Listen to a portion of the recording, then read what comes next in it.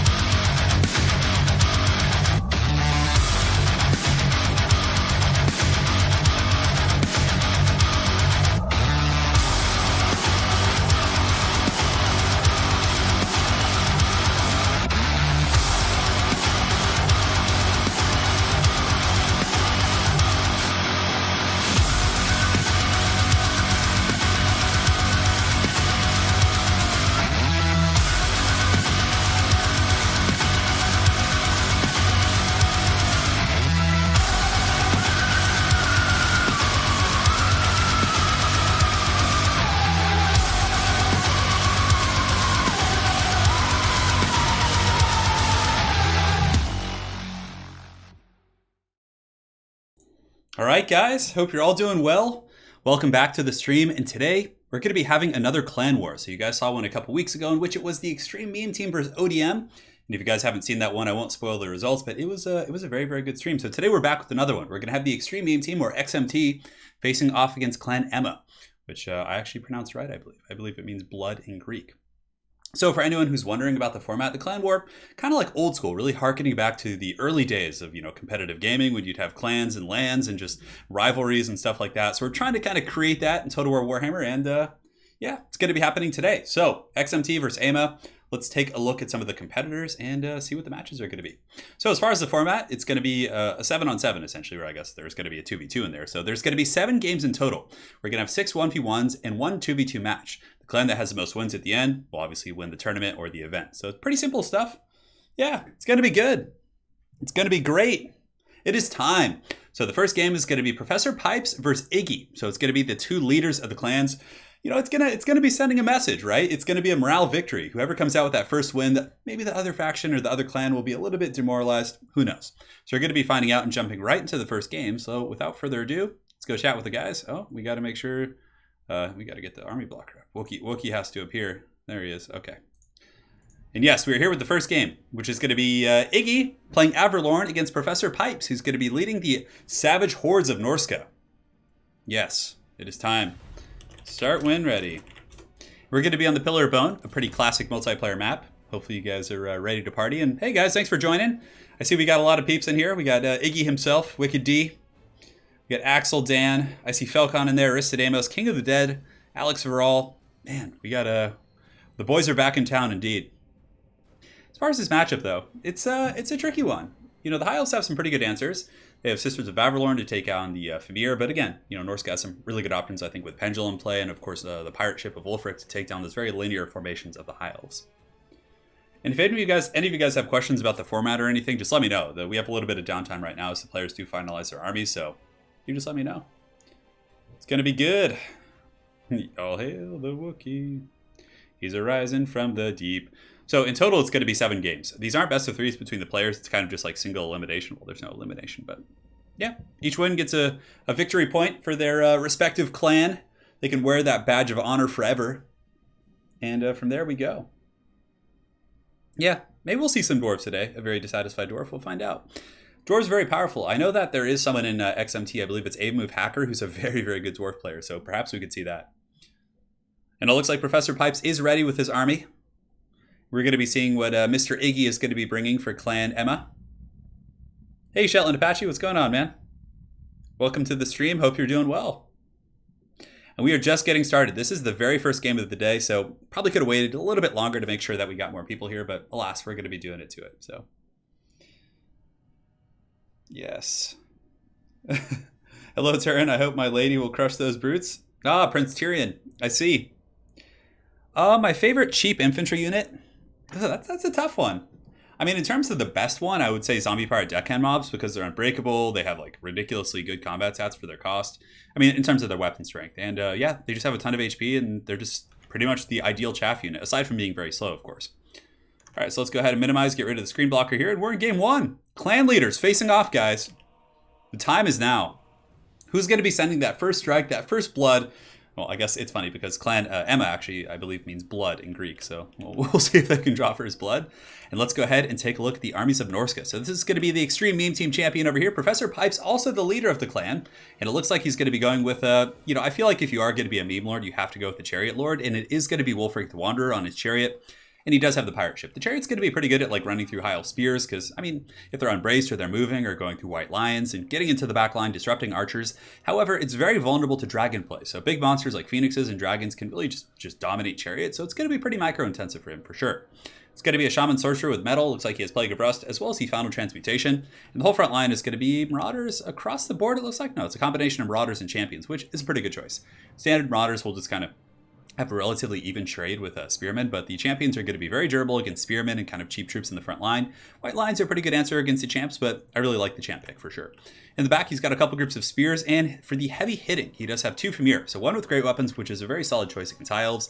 You just have to watch out for focus fire from Sisters of Averlorn, but if they don't have Sisters of Averlorn, these things are very tough to kill. Anti-large, armor piercing, very good against dragons and dragon princes, and they can also beat down the infantry. On top of that, we got the Miststalkers over here in the back. Maws of Savagery, so some angry, pissed off werewolves, and they're going to be teamed up with some Norscan Ice Wolves. So Maws of Savagery, of course, being the Regiment of Renown, they just have better armor piercing, and yeah, they do the trick. Pretty spooky stuff. And that looks to be it for most of the force here, I think for Norske. I don't think I'm missing anything. And for the forces of the High Elves, who are going to be led by Mr. Iggy, the clan leader of Clan AIMA. In the front line, he's going to have all spearmen. So in total, it looks like he's going to be 4 of those bad boys. 2 of the Lothran Sea Guards. A little bit, usually you do see Sisters of Averlorn because of how prominent, Fimir are. Needing to get that really heavy armor piercing, right? But here we're going to be seeing the Lothran Sea Guard, a little bit more of a defensive build. They have anti-large themselves, so they can actually fight off some big targets. But nonetheless, we're going to see if they can punch through the heavy armor of the Fimir. He does also have a Noble with anti-large armor piercing, so that's going to be a really good tool. And he also has plenty of AP from the Dragon as well. So yeah, on the double Noble, that should be pretty efficient against the Fimir. So if he can just grind out the Norscan front line, use the Nobles to assassinate the Fimir and, shut down Wulfric on his chariot, he should be in good shape. Alariel the Radiant with her heals, of course, and we do have a Moon Dragon, which is going to be the Costco Dragon, as I think we've deemed him. That is it. That is it for both players' forces. A couple Dryads on the flanks, it looks like. Of course, Averlorn is that hybrid faction. And that's actually not bad because the Norskans do have quite a bit of physical resist on some of the troops once they're in rage mechanic stack. So having some extra magic damage will not hurt. And 2 white lines in the back, it looks like. No, 3 in total. So the white line's going to be super efficient against Marauders. It's a good trade for them. Start when ready. All right, we'll let them know. It's go time. Game 1 of the day. Clan leaders. Who will draw first blood in this match? Who is going to send a message to their troops for the rest of this tournament? Well, we're going to find out right now. Oh, yeah. Let me know in chat, guys. Who do you think is going to claim this first game? Are you guys going with the meme lord himself, Professor Pipes, or the leader of Clan AIMA, Mr. Iggy? Very good stuff here. So the High Elf forces are going to be advancing, not wasting much time, wanting to go fisticuffs for sure. You're kind of yielding that high ground position, but it looks like they're going to be kind of settling in here. Getting the first volley off onto the Norscan Ice Wolves. Doesn't kill any models quite yet, but nonetheless going to get some good value for sure. And it looks like, yeah, Pipes is going to need to pull those guys back and get them up and around the back. So looks like he's going to be doing that. In the meantime, Wulfric is going to be hanging out. It looks like he did get the Haggard Pirate Ship of the Gods on the Lothran Sea Guard right there and did some pretty good damage. And he's also going to be ramming into the Spearmen, but he does go in the front a little bit. So they were braced, and he isn't able to get in there and get that sweet penetration. That's what she said. So he's going to be pulling back right now, and some of the dogs in the back going to be circling, looking for an opportunity to get into the archers. But so far, the High Elves are pretty well barricaded back here. They have these white lines in reserve, and there's not too many clear paths to the archers. Now, the frontline engagement's underway. Maws of Savagery have charged into the front line, just trying to get some extra shock damage. And I'm sure at this point they're going to be falling back. They're not going to stay in sustained combat versus spears. But at the very least, it does kind of pull the defenses from the back. And now the Norscan Ice Wolves can get in here and butter the bread of these Lothran Sea Guard. And it looks like the Norskans able to bum rush through this gap right here. And they're actually going to be pressuring this backline pretty heavily. Now the Dryads are here. There's 2 Nobles. It should be an okay situation. And the Noble's going to be very good against those guys. But it looks like we're going to be getting a very early start of Averlorn, which is going to be topping off the Nobles. Should be pretty good. But in the back line, Professor Pipes gets a massive charge. So the Norscan Warhounds and the Ice Wolves get in there. And that's pretty much a hard counter against Lothran Sea Guard, because Norscan Ice Wolves are large, but the standard Norscan Warhounds are not. So the bonus for large is not going to be helpful. And you can see right here, these guys are in some serious trouble. Iggy really needs to commit this Moon Dragon. So the Moon Dragon's going to be landing over here, but look at this. The Norskans here are getting pounded pretty bad. The Fimir Warriors taking a ton of damage from the Nobles. The Dryads giving the business to the Marauder Spearmen. And the Dragon comes in with the steel chair and is able to just slap those Fimir Warriors. So very good situation for the Norskans here in the back line, routing off pretty much all of the archers. You can see these Lothran Sea Guard very beat up. The other one's pretty much out of the picture. But over here, a very good situation for the High Elves. They're able to break off, a very expensive Fimir unit. The Dragon's in good shape. The Nobles are in good shape. So it's a very close fight. In the meantime, Wulfric is in the back line. He's going to be riding around with his chariot, causing some problems, just disrupting the back line. And eventually, Norske should be okay in regards to the frontline engagement. But again, those white lines are a very good counter against the champions. I don't know who wins head-to-head, but I feel like the white lines probably would, especially in a 2v1 here with the Spearmen supporting. Over here, it looks like the Marauders are losing as well, but really this is the main fight. You can see here that the Nobles are fighting, the Dragon's fighting. The Miststalkers have been pulled in. So the Miststalker's not an anti-large specialist, but still going to be super efficient against white lines and standard infantry units. And even High Elf Spearmen do struggle against those guys simply because they have so much armor. But nonetheless, over a course of a long battle, they can be grounded down. So the Dragon has been slapped with the Plague of Rust, lowering its armor, making it a little bit of an easier target for some of the, the wolves and things like that, but not really going to change much for the Fimir Warriors. And Wulfric's going to be charging in there as well, and it looks like a Pirate Ship of the Gods going down here, tearing up that Spearman formation. So beautiful stuff. And the champions actually look to be winning against these white lines with the support of Wulfric's Pirate Ship.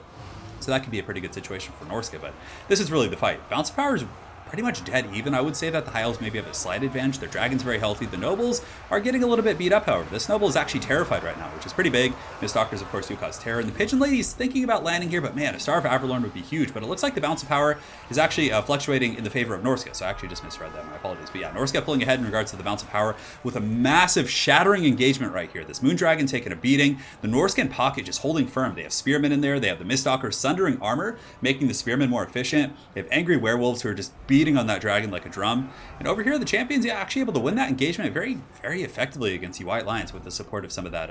I believe there was a Plague of Rust over there as well as a pirate ship.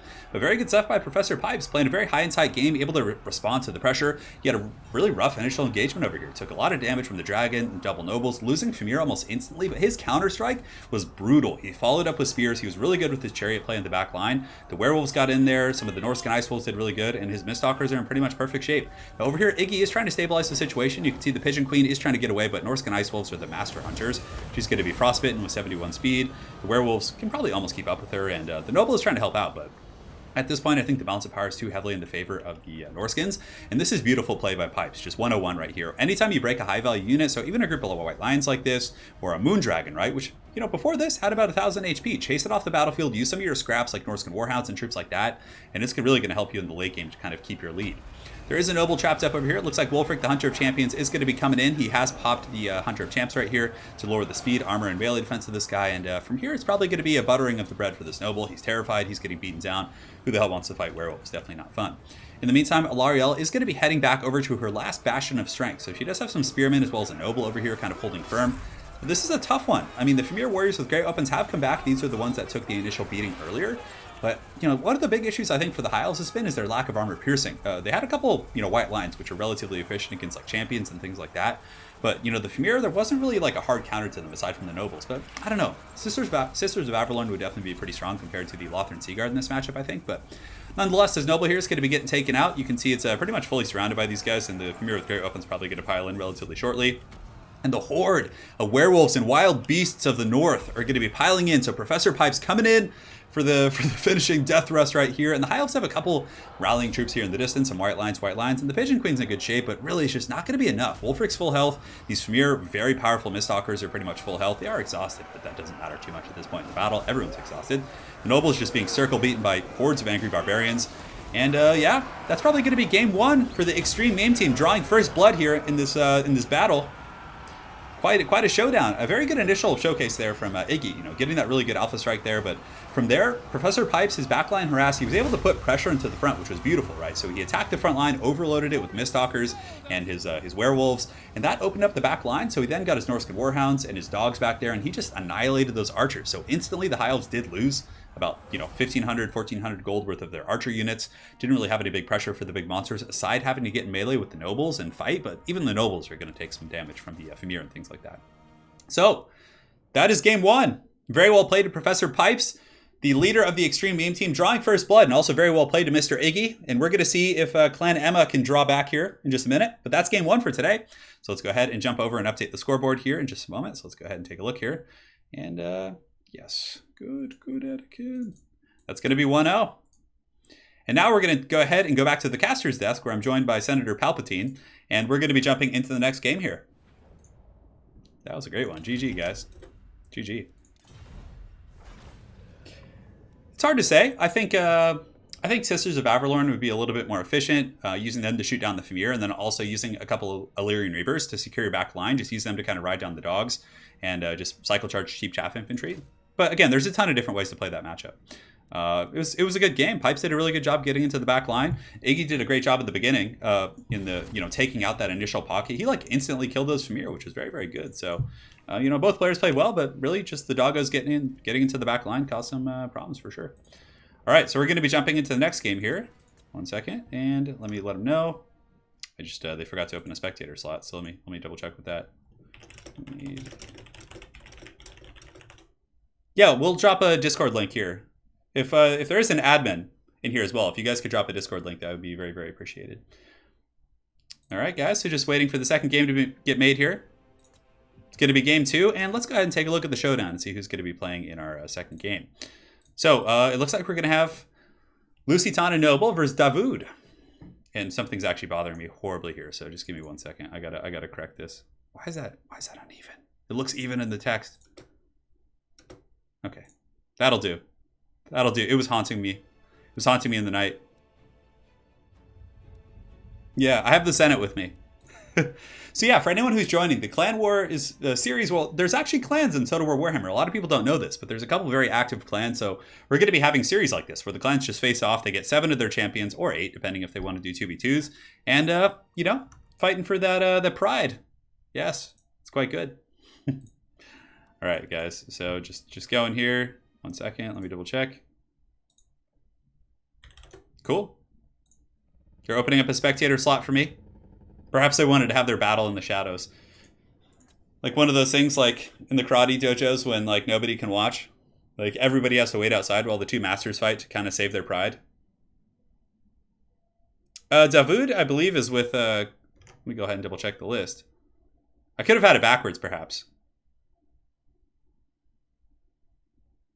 That was the list I was sent in that order. Let me go ahead and double check that. Hold on. All right, so let's get in there. All right, we'll get to the bottom of this, guys. Don't you worry. I was just sent the list like that, so I just put it up as is, but I'll double check it here in a second. All right, so we're back into the lobby. Let's go ahead and do this and get the screen blocker up as we proceed and start when ready. And it looks like we're gonna have XMT Davoud versus AIMA Lusitania. And it's going to be Vampire Coast versus Beastmen. So definitely a pretty hard matchup for the Beastmen. I think that the Extreme Meme Team and Davoud here are going to have the advantage. So let's go ahead and double check the brackets here. Yes. I got to change this. This is unacceptable. Okay, so we'll go to studio mode here. And hold on. Here we go. Okay. I will take care of this treason. Yeah, a few people just on the wrong side. No stress, no stress. We'll get to the bottom of it here. So yeah, Beastmen. I think that Beastmen, in order to win this matchup, need to bring like a lot of Ungor Raiders and like chaff units and stuff like that. I think that's going to be pretty important. Yeah, for sure. XMT did win game 1. Did I screw that up too? Let me go ahead and double check this. Oh, they did. I screwed it up, Bob. All right, so let me go to studio mode here, and yes. You know, of course, we can't have a proper stream without I only got 4.5 hours of sleep, so I'm going on fumes, boys, but we're gonna go strong. We got it. So yeah, game 1 is gonna be going to Professor Pipes and the Extreme Meme Team, just to kind of summarize. And now we're in game 2 here, which is gonna be good. Beastmen versus Coast is rough. It is, but you know what? I actually think it's a matchup that the Beastmen can do okay in. They have some pretty good tools because they have a lot of stock mechanics, and you know their infantry are very cost effective here. You just get Gorherds with shields; they'll beat the brakes off all these zombie deckhand mobs. You spam a ton of raiders. You can shoot down the Morngulls. You can shoot down, you know, a lot of the big threats actually, even the Colossus. But it is tough. Vampire Coast has an advantage. Generally, they're just a bit of a stronger advantage. And some of the big strengths of the Beastmen, like summoning Manticores and Cygors, isn't that good against the Vampire Coast. So there are some issues. Yeah. I think you just need to go super wide. Yes. But some pretty good picks here from Davoud. I'm liking it. You're going to like the way he looks. I guarantee it. Yes. So I think just going with a front line of Gorherds, Ungor Raiders. Hopefully he's not listening, Lusitania. And just getting those bad boys. Then getting a bunch of Ungors to actually Vanguard to play in the back, like 1 or 2 groups, is pretty efficient. They can get into the back line and actually defeat the deckhand mobs with polearms. Usually bringing magic is a pretty good idea in regard, not magic, but Lore of Death. Lore of Death's pretty strong for spirit leeching down big targets, pretty good against ethereal units, things like that. So I think Lore of Death is probably the way to go. Morkor the Shadowgave, probably the best pick in terms of the Lord. But yeah, Vampire Coast has so many different ways to play this. They can play like a blitz build with a bunch of crabs and Morngulls. They can play a range build and just shoot you to pieces. And that's what's a little bit tougher. It's easier to anticipate the build of the Beastmen than it is of the Vampire Coast. Because the Beastmen kind of, you can't really go with Minotaurs. They're going to die to deckhand mobs with polearms and guns. You kind of just got to play that wide game. Bring a couple anti-large tools.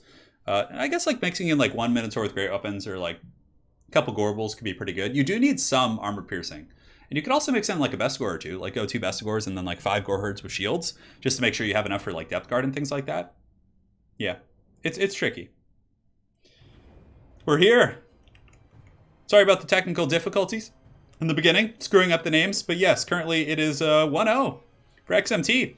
We got 7 games today, so we have 6 1v1s, and there's also going to be a 2v2 at the end. The players all determined their picks beforehand, yeah. The clan leader sent me the respective picks for their teams, and that's pretty much it. But of course, in the true spirit of sportsmanship, they can work it out amongst each other if they have disputes. Kazrak has the highest charge bonus in the game. It's wonderful. Shetland Apache says that. And yeah, Kazrak's a wild one, but I think Morker's just so much better because in this matchup, you know, there are situations for Kazrak, but in this matchup, I think that Morker's just objectively better because Vampire Coast is very good at sniping you. And like, if you screw up once with Kazrak and take a massive volley to the face, you're probably going to lose the game. But with Morker, he can endure, he can hide amongst the infantry a little bit better, so... And Chaos Spawn are pretty good. I mean, they're not, like, especially good against Vampire Coast, but they can do some work for sure. Timmy G, you like that photo? Your clan sent it to me for the thumbnail. Yeah. The 2v2 is the 4th game. Yeah. It is the 4th game, Wicked D. That message I put in the Discord was from, like, I just copy-pasted it from, like, 2 days ago, so it's a little bit outdated there. Yes. No, I know, Wicked. I know. All right, guys. The moment of truth is upon us. We are here in Game 2 in this vicious, just brutal clan war between Clan XMT and Clan AIMA. We're going to see if Clan AIMA can pull it back. Morker is way better in this matchup than Kazrak, for sure. He does, if you lose track of him, Shetland, for sure. I mean, yeah, because Kazrak's mobile. He'll do more damage to, you know, more targets. But most good players probably aren't going to lose track of Kazrak. They're going to see him. They're going to see that fresh fish, that bread, that croissant waiting to be buttered. And they're going to get in there and just put him to pound town, in my opinion. Yeah. Shidoku, no worries, man. The first game was really good between Professor Pipes and Mr. Iggy. It'll be up after the stream, of course, if you want to go back. Or you can go back now. I should have the feature on where you guys can go back and actually watch the games and everything. So, yeah, and again, big thanks for joining today, guys. It's good to have you guys back. It's been a while since we've had like a tournament stream, but I'm going to be getting back into the rhythm pretty hard here. I was just taking a little bit of a break, but you know what? We're doing it to it. We're having a good time. And yes, do not forget to smash that like button. Do you smell a Queen Bess? Well, I don't know. Could be a Queen Bess. I probably wouldn't bring Queen Bess here. The one unit that's like a semi-meme unit that I would probably bring against Beastman would be the Colossus. The Gallows Giant, because like he can actually do a ton of damage in melee and just like mass terror out Beastman troops. And yeah. Let's see here. Bruce the Cat, I've done different funds games, like I've done small funds tournaments and stuff like that, but large funds I try and stay away from because it does lag horribly. We could do like a mega funds like 1v1 if I could like screen all of the players before the tournament and make sure they all have really good connections and stuff. Because again, like lag is a pretty pertinent issue in this game with connecting people from across the ocean, you know, in the Americas and people in Europe, and it can become a bit of a drama, you know. So I think avoiding that has been kind of the thing. The first match that we had today was between Averlorn and Norske. We do have a Discord. It'll be getting linked throughout the stream, and let's go ahead and take a look at the army of the Beastmen, the Beastie Boys. So the Beastmen are going to be led by Lusitania, which of course, who of course is from Clan AIMA. I always think I want to say AIMA, but it's AIMA, is from what I've been told. But it's going to be Morker the Shadowgave here with his Pimp Cane, pretty standard stuff. And I like the Gorbel pick. Just bringing the one ping pong ball is always a pretty good choice. Gives you some extra AP against Depth Guard, even though it's more meant for his large targets. If your opponent does go with the Giant Enemy Crab, Mourngulls, this guy's, you're going to be very happy you brought him. It is a little bit scary because, again, he can be focused down by gunfire. But if you put enough pressure on the guns with Ungor Raiders, he should be okay. It's hard to say. But for the rest of the army, it's going to be Goreherds with Shields. A beautiful choice here. 2 Raiders. Should be pretty efficient at shooting down some of the guns in the back line. The handguns for the Vampire Coast, you have 145 compared to the 115 of Ungor, so that is the one issue. But nonetheless, these guys have stock, so typically they can get in pretty good position. In the back, there's going to be some Minos with Great Weapons, so really expecting some giant enemy beasts here. Not a bad idea. Minotaurs with Great Weapons, need to be careful, but there are some line of sight blockers. You can see there isn't like direct line of sight, and there's also a little bit of a cover here on the side that he can work with. So, yeah, it's going to be pretty wild. On top of that, Centaurs on the flanks to pressure the back line and just rear charge zombie chaff. Centaurs with throwing axes, poison hounds, and is there a caster? Oh, please tell me he brought a caster.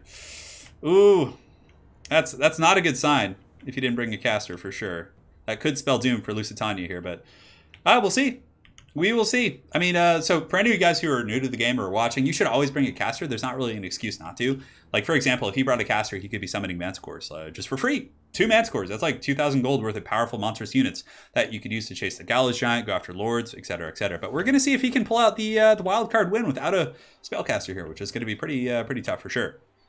Over here in the front line, we have Zombie Pirate Deckhand mobs for the Armies of Davood, one of the champions of the XMT clan. He does have a couple guns in the back line, which is good. They can fend off Centaurs. They have pretty good range. I like that. And he does also have Celostra. Now, Celostra is a great pick here because the crabs are very powerful.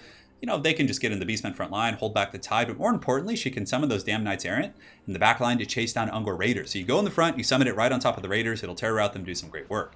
He does have a Gallows Giant as well, a Vampire Caster, which is pretty much essential in competitive play. 2 Sirens here, some Mourngulls in the back, and yeah, it's a great little build. I really like it. High and tight, it's got some monsters pressure, some really tough to kill targets in the Sirens, and things are about to get pretty crunk. I'm pretty concerned here for the Beastmen, guys. I must admit. Is the caster vanguarded? No, those are Centaurs with great weapons. I don't think you can. Over here we have Centaurs with great weapons. Centaurs with throwing axes over there. I really don't think there's a caster for the Beastmen, which could potentially cost them the game. I mean, it is such... You're playing with, like, you know, 75%. I mean, having a caster is so powerful. But anyways, we're going to see... Celostra is actually really good in this matchup. I actually would oftentimes pick Celostra over, you know, Noxalis is still better because he's just overpowered, but Celostra, you know, does have a pretty good niche here. Being able to summon some of those damn Knights Errants, fast, terror-causing troops against low-tier Beastmen infantry is very, very powerful. So the forces of Lusitania here are going to be advancing inward. The Gallows Giant going to be opening up here in a moment, I'm sure, on these pitiful Ungor herds. So they're going to have some problems, but Ungors can put up a good fight against, you know, zombie deckhand mobs in the front line, but it's not going to be easy for them because there's Mourngulls and Sirens and all kinds of stuff like that. I probably would have got the Ungors and Vanguard and brought them in the back. But Centaurs with great weapons are coming in now. The Beastmen have engaged in the front line. Gallows Giant's going to be unleashing his, blowing his load here on some of the archers in the back. Wow! That actually did a lot of damage to those Ungor Raiders. Not bad. Gallows Giant getting in there, and you can see the Mourngulls and the other spooky monsters of the Vampire Coast getting in there, and they're just going to be slapping these guys up.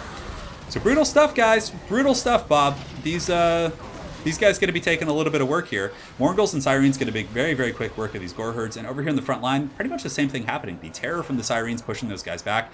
Morkur the Shadow gave a little bit behind the times, but the Minotaurs are going to be charging in. If they can weave through here, if the Centaurs can get in the back, kill the black hand or the black spot, and potentially, well, it's hard. They're anti-large, they're armor piercing, but with enough numbers, you should be able to do it. But the Minotaurs need to bum rush in there. They need to kill the Gallows Giant, go after the Necromancer or the Vampire Fleet Admiral, and just really start burning down these targets, or else they're going to lose the game. In the back, Morkur the Shadow Gave is going to be fighting some chaff. Some Hounds getting into the back line, so very good stuff here from Lusitania. He's able to shut down the guns, and that's 550 gold instantly gone here for the Vampire Coast, and that's really going to kind of open up the floodgates for the rest of the army. Unfortunately, these polearms are a little bit out of position, so very, very good stuff here getting into the back. The damn Knight Errants have been summoned, and you can see there's some mass terror riding going on for the Beastmen. And yeah, they're just going to be going downtown. And now this Mourngull and Siren Blob can get a fat rear charge into this Beastmen herd, which could lead to a mass rally, which would be devastating. Anyways, oh my man, crazy stuff here. So you can see Lusitania is getting some huge damage here into the Gallows Giant, which is just devastating here for the Vampire Coast. A massive investment for them. Chaos Spawn, Minotaurs with great opens, the Gorbals just going around, flying in like a wrecking ball, doing great work. But this is huge. If the Beastmen can get this down, I think it potentially could compensate for the fact that they don't have a caster. So the Gallows Giant here is going to be getting slapped with Invocation of the Heck, trying to keep him alive. The Mourngulls are fighting to the bitter end in here, but there are deckhand mobs coming in, as well as summon Prometheans, which are going to be roadblocking a lot of these anti-large troops.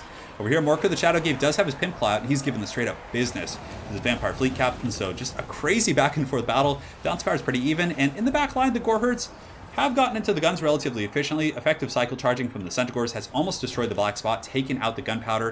And you can also see here that Centaurs with throwing axes have now got in, and they're going to start throwing at the Gallows Giant, but that Giant needs to go down. This is the moment for the Beastmen to potentially get back into the game.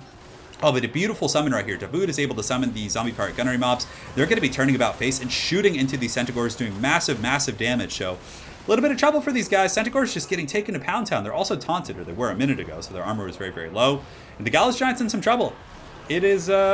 It's getting roasted, but it looks like he's been able to stabilize it. Granted, the summoned crabs are summoned, so they're going to be disappearing, but a lot of the Beastmen power here is summoned as well. You can see the Chaos Spawn. The Minotaurs are running on fumes, right? They're very, very beat up. They have 6 models, and it looks like it's a pretty even battle, but I would say the Vampire Coast is going to be a little bit more efficient in terms of attrition, but man, if there was just a caster here for the Beastmen, like a summoned Manticore probably would have been able to finish off that Gallows Giant, do some very, very good work, or go over here and snipe out the Vampire Fleet Admiral, getting rid of Invocation of the Heck and Drown Dead and all that sort of stuff.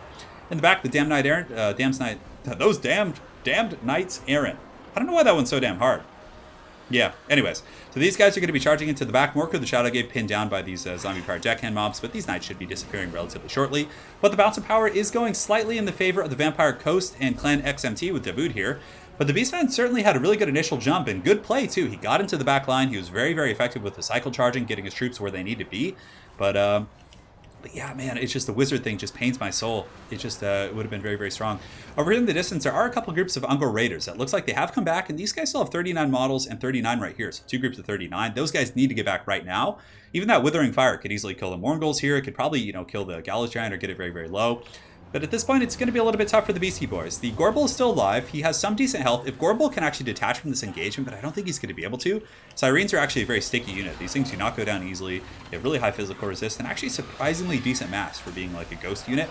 But the Gorbel is going to be pushing through the Angry Ladies, going to be going after the Gallows Giant, which is pretty much the last chance I think the Beastmen have for getting back into this game. If he can get over here and kill the Gallows Giant, that could be pretty strong. Centaurs are going to be charging into Morngul's over there. Not going to be their best, not going to be their moment to shine, that's for sure. But I mean, on the charge, they'll do some damage, but Morngul's are pretty beefy units with their healing. Anyways, Gorbel's going to be going after the Gallows Giant as far as HP goes. It does have 2,051. Gorbel's, he's working hard, paying his dues, but looks like there's going to be a Song of Enthrallment going down. One of the reasons why Celestra is very powerful. She has a slow, she has a free summon, which is always very good. And some of the Centaurs with throwing axes also going to be teeing off in the Gallows Giant, but I think the Vampire Coast is just going to be too tough to kill. They have a bunch of deckhand mobs left. Celostra's full health. Yeah, Syrene's here, relatively good health, 45 models. And, you know, Terror in the late game is going to be so incredibly powerful against a faction like Beastmen. Morngul's are able to clean up shop over there, and that is going to be game 2 for the Extreme Meme Team. Dawood coming in with the steel chair, and, yeah, doing some work.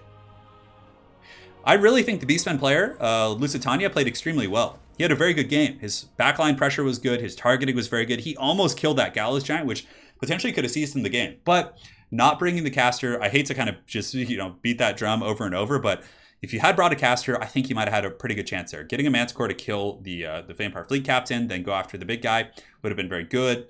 I mean, any number of Lords of Magic, and even a Cygor would have been useful there, but I think that was really punishing for sure. Very well played for not having a caster for sure. So that's going to be game 2 for the Extreme Meme Team, coming out with a fury today, guys. Let's go ahead and update the scoreboard. It's going to be 2-0. Yes, Dav for the Dawood. Yeah, that was a great game.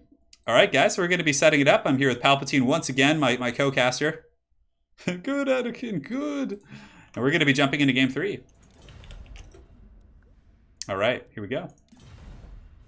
Yeah, I mean, the caster would have been very, very strong for sure. All right, so let's go ahead and move on to the next game here. Going to be refreshing. And I also want to give big props to both these clans today, to XMT and AIMA, for being very organized with the lobbies. Like, they got all these lobbies up. It's just like a fluid transition. This is how every stream should be. This is just amazing stuff. So, let's go ahead and get in here. Clan leaders doing an outstanding job organizing this event. I want to give you guys some big props for that. And here we have 2 community favorites. It's going to be a mirror match, which should be interesting. And let's go ahead and switch over there. So, we have King of the Dead. Is he going to be able to pull out the first victory for Clan AIMA today? And he's going to be facing off against one of his eternal rivals, Rightest of the Extreme Meme Team. Yes.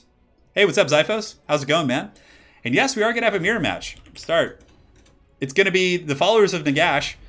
I hope we get Ark in the Black facing off against etc. That would be pretty thematic for sure. I hate mirror matches, but this one is pretty flavorful. And they do have sub-factions as well. Yeah. Iggy, he did a really good job.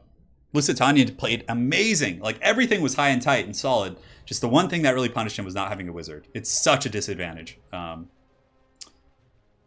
Yes. All right, guys, we're going to have... Oh, man, and fast loading time from these 2 guys. So, Wookie, thank you for your service as always.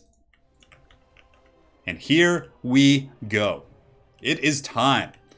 So, for the forces of Clan AIMA, he's going to be playing the followers of Nagash. So this is going to be a community favorite, like I said, King of the Dead. He's going to be rocking deep with Ark in the Black, Spirit Leech, and Fata Buna. Buna, a very interesting choice against Tomb Kings. Not going to be that great, but against Kepler Guard and Halberds, I suppose it has a niche. Double Tomb Prince as well, so you're going to be getting some serious anti-large armor piercing, plus Guardian for Ark in the Black. And he does have some Necropolis Knights with Halberds, so some sneaky snakes of the desert. Again, pretty good. Anti-large, armor piercing, mobile. instead of it's kind of the other option instead of the Necrosphinx. For the main line, it's going to be mostly Tomb Guard, 2 groups of Ushopti, some spears on the flanks, some angry bats up in the skies. Fellbats, interesting, because they just objectively lose against Carrion, but they could shut down Ushopti Great Bows and things like that. So pretty interesting stuff, and that's it for the... Why do I feel like this army's so small? But the main reason I think it's so small is because Tomb Princes cost like 1,000 a piece. Those things are very, very expensive. But he does have the double curse on those guys, Ushopti, and a very just kind of, headstrong army. Just going to be grinding and trying to counterpunch his opponent. And for the forces of Ritus, the herald of the extreme meme team over here, he's got a front line of halberds, which I think is actually a bit of a better pick here because they're going to be able to deal with Ushopti and some of the large threats. Granted, standard Tomb Guard will beat the halberd variant in straight up combat, so there's an advantage, right? These halberds are going to be better against constructs, but the main line fight's going to be a little bit better for King of the Dead. 3 Ushopti here, going to be grinding it out in the front line, which this is actually a pretty big situation, or advantage here for Ritus. I think that the halberds are going to be better at fending off the Ushopti of King, whereas these Ushopti are going to have a little bit more free range. Granted, the nobles, or not nobles, but the Tomb Princes can get in there and deal with them, but they still then have to fight the halberds. So if Ritus is able to kind of keep those guys stacked, it could be very strong. We do, of course, have Cetra the Imperishable, which it wouldn't be, a good match without... It has to be Cetra versus Arkan if you're going to be doing like a lore-friendly matchup. And Cetra's going to be pretty scary here. He's going to be able to really just get in there and give the business to those Tomb Guard. Double Tomb Scorpion as well. Just a big ol' oof. Those guys are pretty damn beastly. And he's got a couple spears in the back. So this is going to be tough. I think the frontline engagement does favor the XMT clan over here, so the forces of Cetra the Imperishable and Ritus. However, the sniping potential of King of the Dead is quite a bit better. He does have Arkan, of course, with Spirit Leech and double Tomb Princes. So if, for example, Cetra gets out of position or the Tomb Scorpions get out of position, he's going to be able to goon them much harder. So I would say in terms of just sustainability and grinding, Ritus has an advantage, and King of the Dead has an advantage in terms of sniping and maneuverability. So that's pretty much it. That's my 2 cents. He does, of course, have the sneaky snakes over here, so it's going to be pretty interesting to see how he uses those guys. Yes. Let's go. Go. No need to wait for a signal. Yes.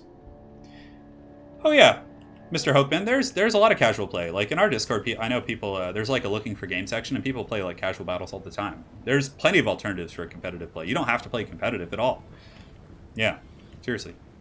All right, so the forces of the followers of the Gash, mirror matches are always a little bit tricky, but at least they're sub-factions. It's going to make it a little bit easier, but they have different color schemes as well. That's a really nice thing they've done for me. If they both played Tomb Kings, that would be a little bit obnoxious. But Arkan the Black going to be coming in. I wonder if he's going to be opening up with the Spirit Leech, or if he's going to be saving his Winds of Magic to see if he can get up there. But he's actually going to be targeting the Tomb Scorpion first. I actually thought he might be going after Cetra, but looks like he's going to be trying to whittle down Cetra's elements here on the flanks. And yeah, these Fellbats not going to be terribly useful. And we're going to see if King of the Dead is indeed the King of the Dead in this battle here. And here comes the front line. So the Tomb Guard going to be taking a massive charge from Cetra, this territorial battle here in the desert. And a very good initial charge here. The Tomb Guard in the front just kind of getting pancakes, but a massive counter charge coming in. So King going in and just trying to goon out Cetra, but Cetra should be able to fall back through the halberds and some of the high mass units here. And I do think the frontline engagement really is going to favor Ritus. This halberd's going to be super efficient here, just kind of pinning down the Ushopti of King of the Dead, but we'll see. Tomb Scorpions in the front line doing their thing. Fellbats in the back are going to be swooping in, and over here the sneaky snakes of King of the Dead. Looks like they're looking for a home, but if they could actually get a rear charge into these Ushopti, they would kill them very, very quickly, at which point they could pull back and maybe re-engage over here. But this is going to be a grind fest for sure.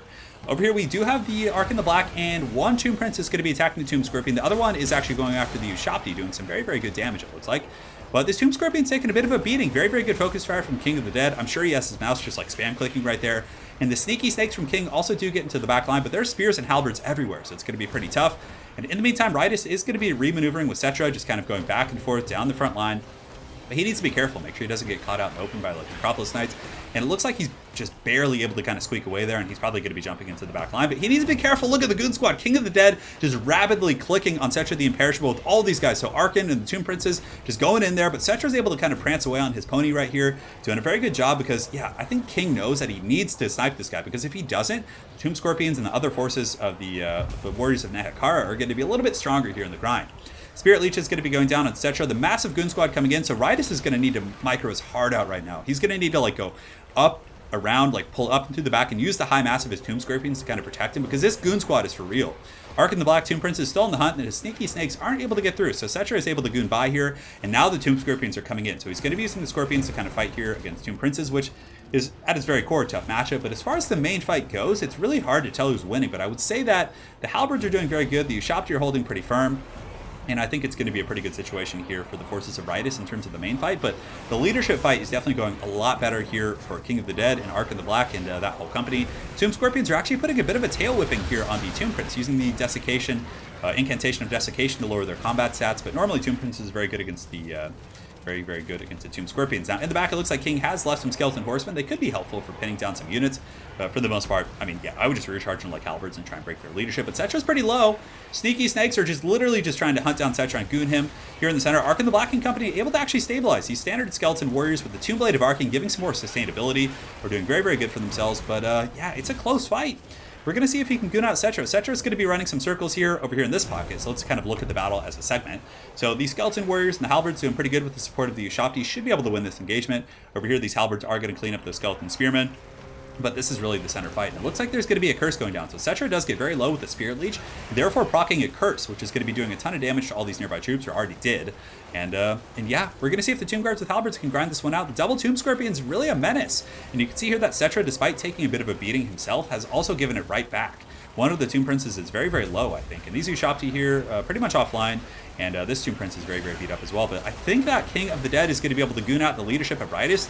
He's been very fervent about this whole game. Just chasing these guys, just going in there, trying to get those guys down. And yeah, Cetra the Imperishable's in some trouble. 700 HP, give or take. Sneaky Snake's going to be coming in and spelling his doom. And it looks like Cetra the Imperishable is going to be falling to the followers of Nagash most likely here in a moment. He's very, very low. But is he actually going to survive? No way.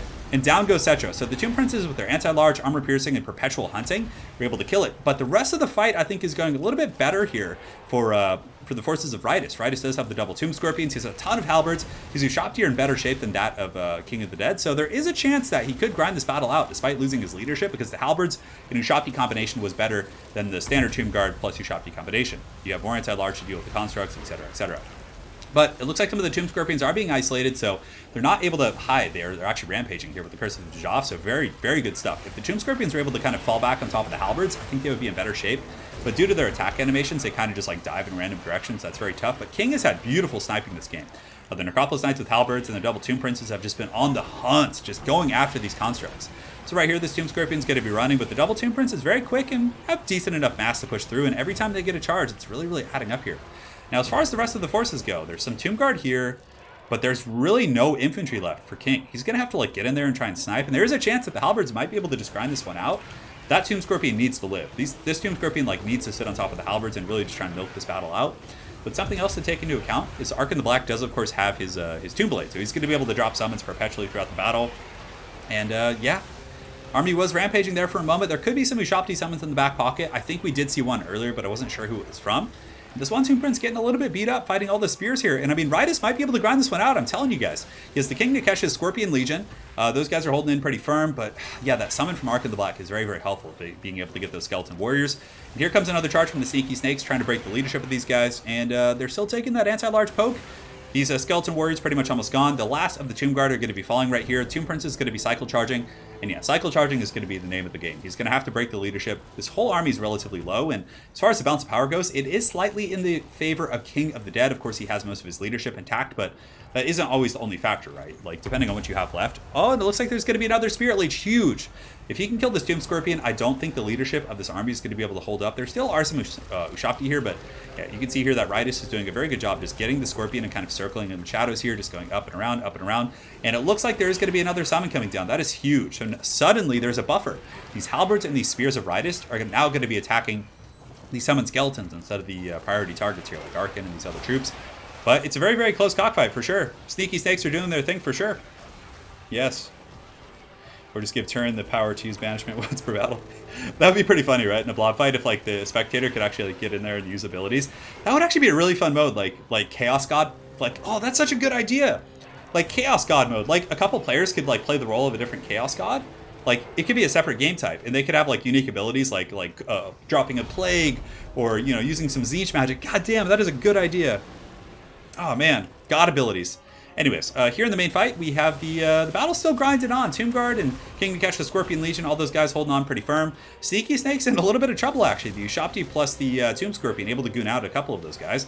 The Tomb Prince here is in really bad shape as well, but it looks like he gets a really good charge here onto the Tomb Scorpion, but he might be going down. It's going to be close, Bob. Tomb Prince is in some trouble. 285 HP. He's probably going to be crumbling here in a moment. This is a really close fight. Sneaky Snakes charging him, but into halberds, which isn't the best situation. These Ushopti are really just super clutch here, and it looks like they might be able to actually kill that Tomb Prince. Man, how is he stabilizing? 51 HP. He should be going down here in just a moment. And now it's going to be Ark in the Black and this Tomb Prince versus a lot of halberds. The summon skeletons are pretty much almost gone. And I have a feeling that's probably going to be the last one right there. And yeah. Yes. Here it comes. Sneaky Snakes pulling back. They got 8 models left. But there's a ton of halberds here. Tomb Guard with halberds are so sticky. 50 and 64 of those guys. And they're pretty much a hard counter to everything that King of the Dead has left. Granted, you know, King does have an advantage in regards to the bounce of power because his troop quality and what he has left is objectively stronger. But it's going to be interesting. If all he has left are these single entities, he's going to have to be fighting here. But it looks like the Ushopti are going to be chasing down the Sneaky Snakes here. But they're going to be fleeing into the desert. Ark in the Black and the Tomb Prince are going to have to fight here in just a moment. Look at these guys getting in here. This is crazy. This is crazy. This is so close. And the Ushopti are going to be chasing those guys, but he definitely probably should pull one of them back. Oh, that might actually spell doom. I think that's going to win the game. I wasn't sure if he had another charge of his Tomb Blade of Arkin, but I think if he didn't have that, there is a chance he could get grinded out by the halberds. But oh, this is a good play from Ritus too. He's going to be pulling back, running from the skeletons, charging back in with the Ushopti, just coming in with the angry Ushopti chair. The halberds should probably pile back in at this point, but the Sneaky Snakes coming in. Some of the halberds are going to be rushing to intercept the snakes, but you can see King is going to be using some micro to get up and around the flanks. This battle is absolute insanity. Very, very close. So the halberds are holding on. Can the legions of Nehekara avenge their fallen lord, or are the evil cackling necromancer forces of King of the Dead and Ark in the Black and the followers from Nagash going to be able to pull out this game too? The Ushopti are going to be crumbling here. The Sneaky Snakes are actually still alive with like 600 HP. But that skeleton summon, I think, spelled doom. I think if it wasn't there, it would be very close. But now that there's chaff to kind of, you know, poke down these Tomb Guard, these other troops here, I think it's going to be too much. And it looks like that's going to be army losses. Wow. That's crazy. Didn't think they'd kill 4 halberds, he said. Wow, Ark and Skelly's coming in. That was a game, all right. That was a game, wasn't it?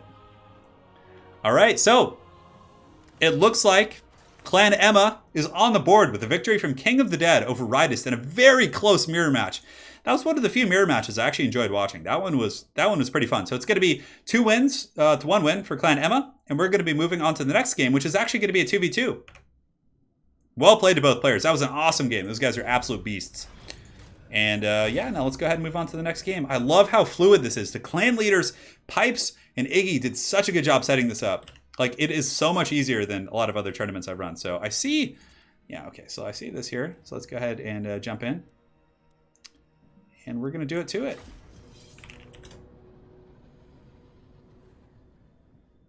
Mirror matches are often really fun. I think the stigma exists because of vampire counts and dwarves. Hey, let's do it. All right, so we're in the lobby. It's going to be a 2v2. Mixing it up, I definitely think it's a very fun format. So let's go ahead and jump back into the battle round. We'll get the Wookiee to block everything, and we're good to go. Just waiting for the last champion of Clan AIMA here to jump in. Yeah, the last skeleton summon was pretty clutch for sure. No, if it was a dwarf mirror match, I might have nominated. If I have any veto powers, it would have been used to cancel that out for sure. So we're gonna have 2 champions of XMT. It's gonna be Zutron Smith and Wicked Z facing off against King of the Dead, coming off his recent victory, and Emerging Yeti. So we're gonna see what they got, and we'll give them a map. Let's do the.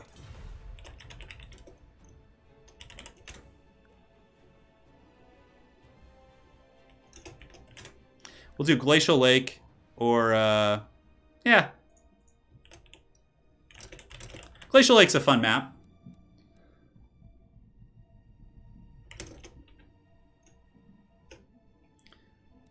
It's going to be interesting, guys. And also, we do have a donation. So Jason Denny, thank you for the $9.99. It sounds like a bargain deal. We shall see who the real King of the Dead is. I mean, we did indeed. So Jason, thank you so much for your very generous donation. I know you're perpetually donating here on the channel. So man, just want to sincerely thank you. It does mean a lot. Ritus, I actually think you would have won.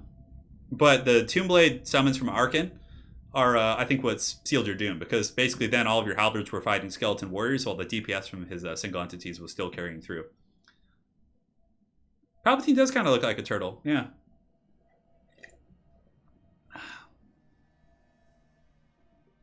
Yes. Oh yeah, it's going to be fun. So yeah, this is going to be interesting. So if King and the Emerging Yeti can win this game, they're going to be putting AIMA on the crash course to tie up this series, which is going to be interesting. Count Saruman says, do Nagaroth proud, Wicked D. Well, he's got a pretty cool army so far. I'm curious. I wonder how the Dark Elves are going to play this. So they're facing off against Vampire Coast and High Elves. Beastmen. I mean, the Beastmen could bring Cygors. Cygor is really, really good against High Elves typically. And in these like limited, I mean, they're doing good full funds 2v2, so there isn't going to be small funds. It's going to be like a fairly big battle. Cygors could be pretty good, just going with like a couple Cygors, and then yeah, the Dark Elf like Chaff Infantry is pretty good here, like Bleak Swords and Dread Spears. There's a bunch of different options, really. Saruman. Puns are punishable by death, says Lore Master of Sotek. Yeah, Joseph, jump in there. There's usually people to play, for sure. This is game 4. We're getting through the stream relatively quickly. And again, big thanks to all of you guys for joining here on this fine Sunday morning. It's been a good run so far, and we're going to keep this this party going. And again, big thanks, Jason, for the very generous donation there. And yeah, so my Death Guard army is almost 100% painted. My lovely wife, Lady Turin, has been doing some great work. And yeah, I'm going to be doing a showcase once it's fully painted. There's one Terminator left to paint. And I mean, there's a couple of cultists, but they're just kind of like a bit of an... They're not really like part of the Death Guard. They're just kind of like... I use them in other detachments in my 40k army, but the Death Guard army is almost fully painted. So once this last Terminator's done, we'll probably finish it in the next like 2 nights or so. I'll be doing a whole army showcase. Fully painted. No filthy gray unpainted models. Yes. Yeah, definitely not too loreful here. Start when ready. Just having a sip of tea here. So if Lore Master of Sotek says this is a lore-friendly matchup, then it must be the case. Yes. Yes. Totally ironic, of course. But Glacial Lake's a fun map. There's not going to be too many shenanigans. It's just going to be like an open field pit fight. There could be some terrain abuse. There are a couple places to like hide, but for the most part, as long as they're not like line camping in the back of the map, should be fine. High Elf Sea Patrol is basically pirates with a license.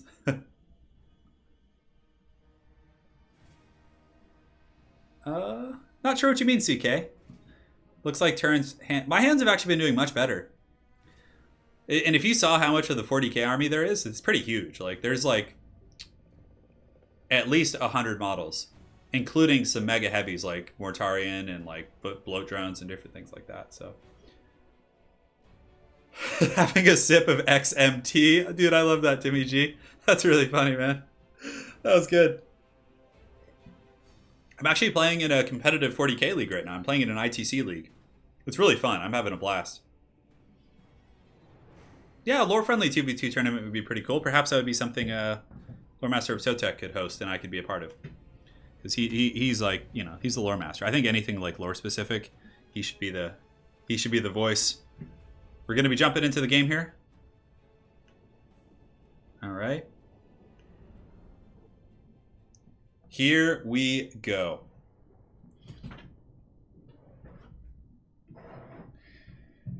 All right. I do watch mini wargaming all the time. There's a couple channels I watch.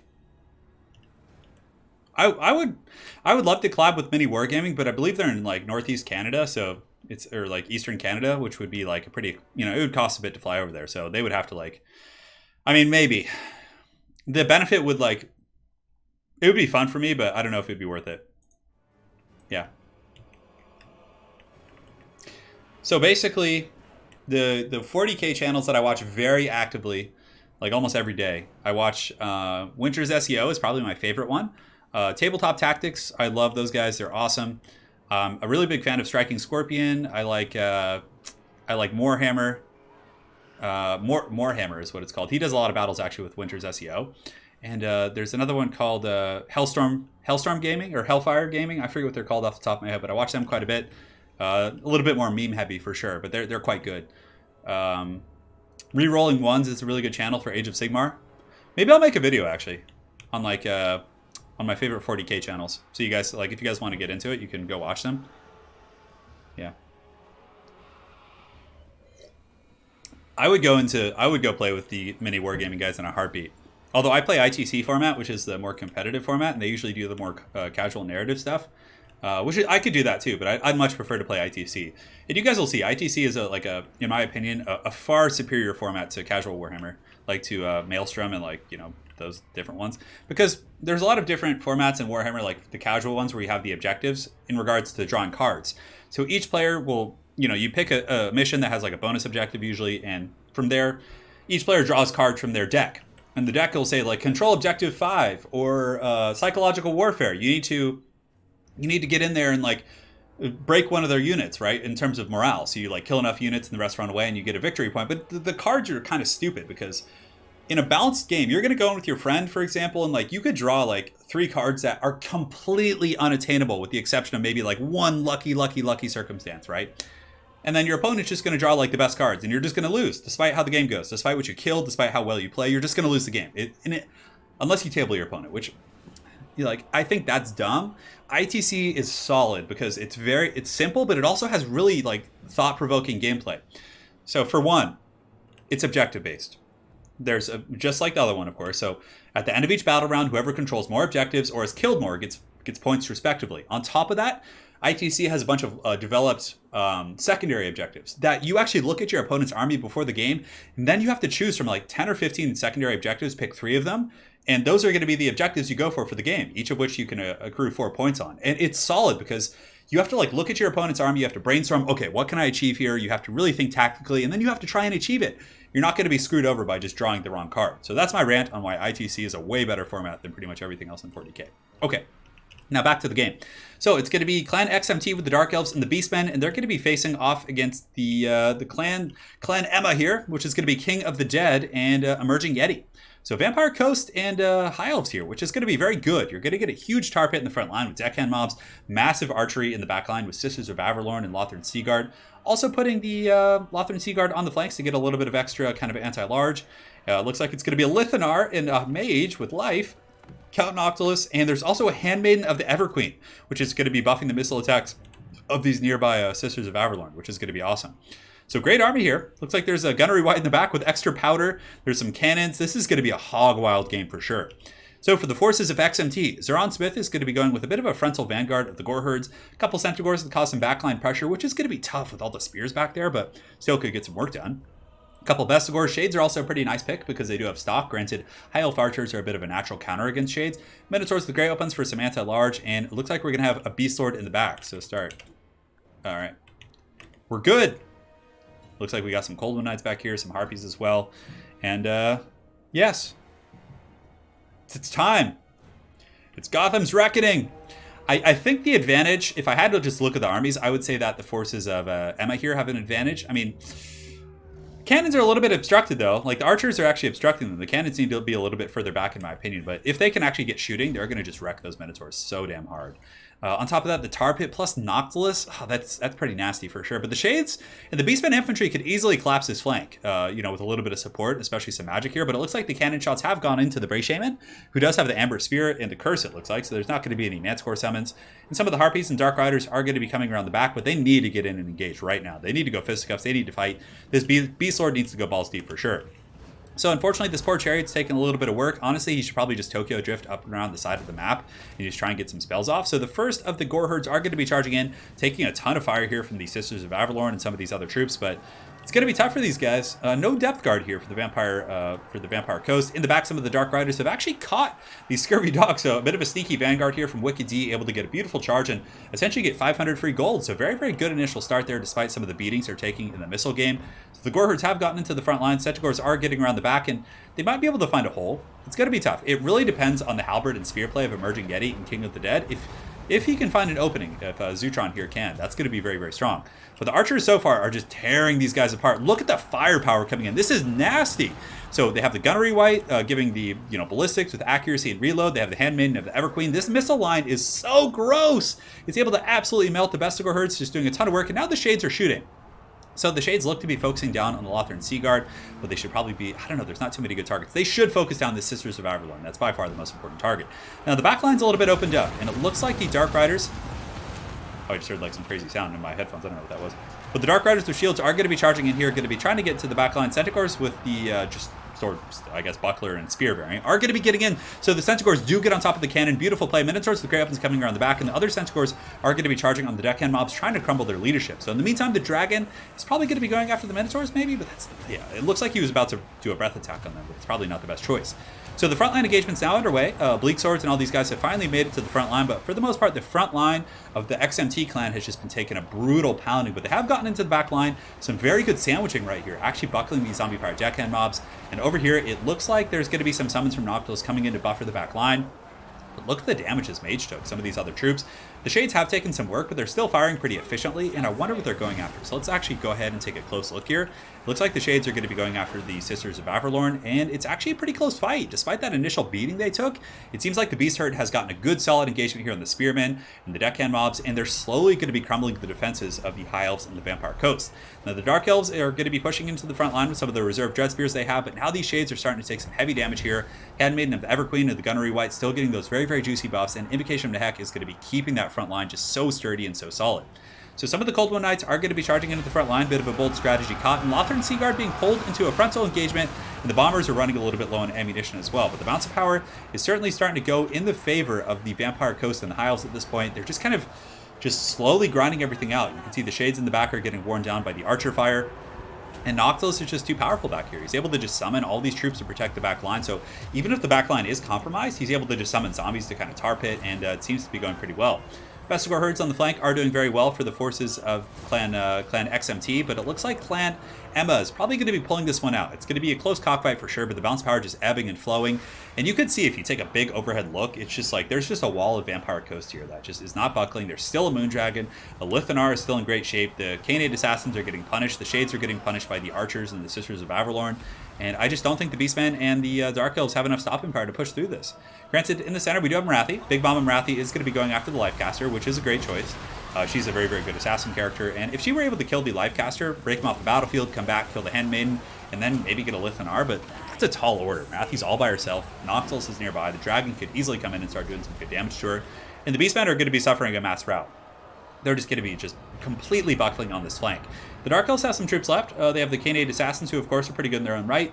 Shades are still fighting, but there's not going to be much stopping power left. I mean, Lothran Sea Guard, Everqueen's Court Guards, like they're all in pretty good shape here. Another pretty much full health group of the Sisters of Avalorn is going to be able to take those guys to Flavortown, like 100%. So it looks like XMT, was ahead, but now tables have turned. Clan AIMA coming back in this ferocious clan war. But yeah, I really just don't think there's a chance. Canid Assassins have done some pretty good work, and Mama Marathi's actually beating down Count Noctilus pretty bad. It looks like he's in a little bit of trouble here. A very beautiful Soul Stealer coming in here from Marathi and the Dark Elves, but it's just not going to be enough with a Dragon, Noctilus, and a Gunnery Whites over here. It looks like there's double Gunnery White. Look at these just crabs. Literally crab snipers with shotguns. These guys are so damn cool. So they're going to be chasing down Marathi. And with Marathi falling, I think that's going to be all she wrote for the alliance of the Extreme Meme Team. So that's going to be Clan AIMA, King of the Dead, and the Emerging Yeti bringing out the game. Yes, Noctilus is very powerful. Yeah, I definitely think he needs a nerf. I mean, if they just got rid of his Wrath Moondial, like he would be a little bit more reasonable, because then he would just be like a regular summoner. But getting those 2 free summons with really good range is really powerful. Ugh. All right, guys.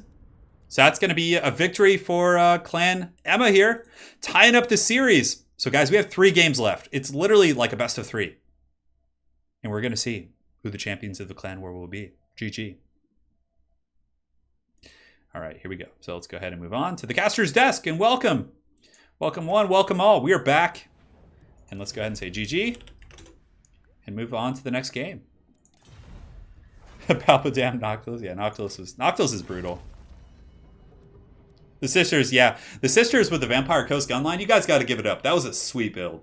Like bringing the Sisters of Avalorn with the Gunnery Whites to give them accuracy, and like that was really, really awesome.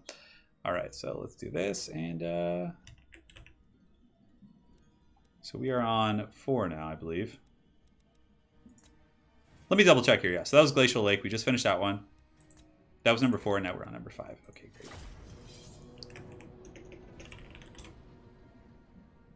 That was a great build. It was really cool. Didn't know Turin could rhyme on a dime. That is true. All right, so we're here, Iron Sand Desert. Let me say that's a good map. And let's go ahead and go back to the lobbies from whence we came. See you guys in a moment. So in this matchup, this is game 5. It's 2-2 in this clan war. Players fighting for the pride of their clans. Their victories and their defeats will go down in the halls of the ancestors. And today, we have the Vampire Coast facing off against Norske. Not Vampire Coast, Vampire Counts, the old school ones, facing off against Norske. So it's going to be AIMA Forsaken facing off against XMT Gabo Slayer. It's time. Gunnery Whites on Gyro Bombers. Interesting. That would be pretty cool, Shetland, I must admit. I would like that quite a bit. Yeah, and if you guys are enjoying the stream, drop a like. It does mean a lot. Certainly does. There will be a reckoning. Players are picking their armies. A very interesting army here from Forsaken.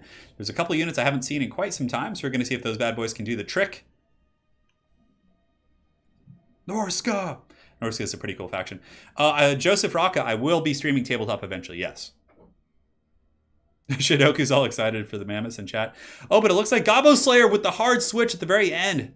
Switching to the dwarves. I don't know if his opponent knew that, so perhaps they're going to be repicking their armies. So let me go ahead and double check here. Oh, okay, never mind. So Forsaken switched his army to an anti-dwarf army. Okay, all is well in the realm. We're good. It looks like they were both kind of like feigning a little bit, which I like. So it's going to be dwarves versus vampire counts. I think dwarves have a great matchup here. It's not easy, but it's doable for sure. I mean, vampire counts, you basically just want to spam like Graveguard with great weapons, like into the sunset, in my opinion, and just spam summons from there. But yeah, there haven't been an Empire today. I know there should be Empire. Oh man, oh, we're getting there. I know the stream does deserve Karl Franz. Karl Franz is like the coolest character. Like, who's cooler than Karl? Come on. Like, I can't think... I'm trying to think of every single trailer in Total War Warhammer. I think the best trailer, my favorite trailer of all time in Total War Warhammer was the Karl Franz cinematic trailer for the Empire when the game first came out. Like that scene where the Orc War boss on the Wyvern is like, just like defeating the Empire and the troops are all running. The halberds are like backing up, they're like, oh no, like all is lost. And then Karl Franz comes in like, for Sigmar! And he just like comes in with his hammer, like, oh, on the Griffin. It's such a good cinematic. And it just has like that epic music. And also the intro. Like that Karl Franz, like his whole speech about like, oh, it's so good. Yeah. It's so good. The nation calls all day. Well, no, we did see werewolves earlier. When ready. So it's going to be AIMA Forsaken facing off against XMT Gabo Slayer. Led by the craven, corrupted by the greedy. Or torn apart by the greedy, that's what it is. It's so good. It's so good. I swear this as your emperor. It's like so epic. All right, here we go.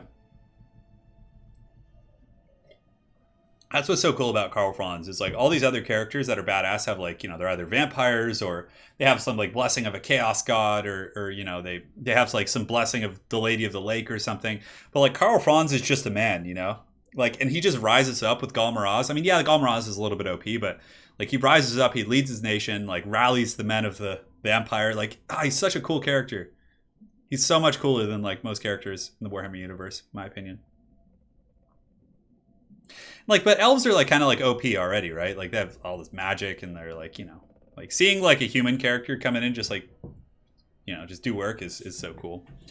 And that's what really lacks for Age of Sigmar with me. There's not like a cool human faction really. Like, I mean, yeah, you have the Stormcast Eternals, but they're basically just like Sigmarines. They're like these big like steroided Sigmar like god characters. And the Empire still does exist in the Free Peoples.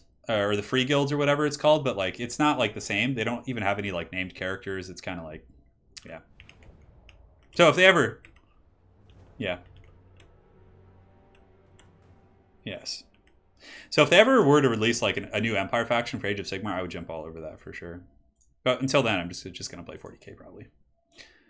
All right, here we go. We're an hour and 13 minutes into the stream, making very good progress. And Carl Frank. I like that. All right, guys. So here we are, Game 5. One of the deciding games of the stream. It's going to be a showdown between AIMA, Forsaken, who's going to be going with Vlad von Karstein in the double White King. Now, this is interesting. They're hard targets. They have silver shields. They also have a bonus for his infantry. So I really actually like this pick quite a bit from Forsaken. I think it's going to be quite cool. Bunch of great weapons here in the front line with the Sternsman, of course, just good in every matchup. Skeleton warriors on the flanks to cause some disruption. 2 groups of Fellbats, most likely to shut down guns and artillery pieces temporarily at the very least.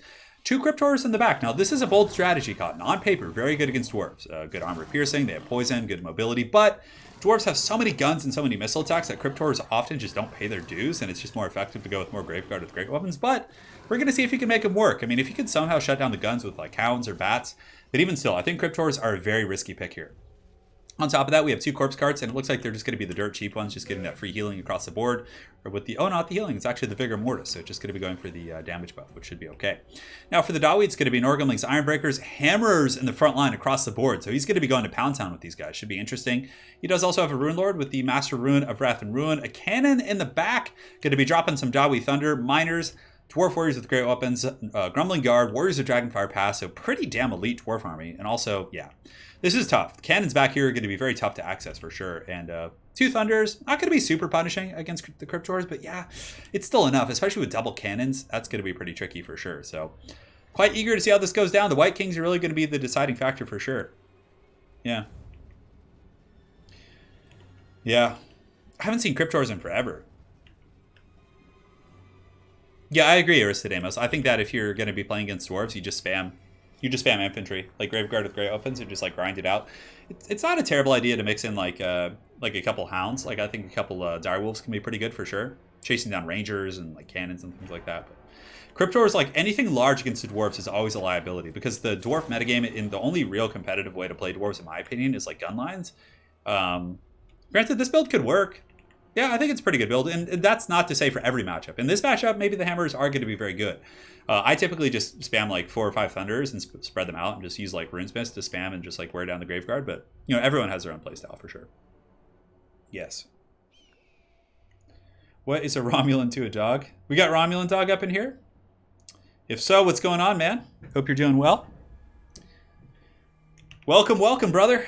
All right, so the battle's underway, and we're going to see if the Dawi can stand firm.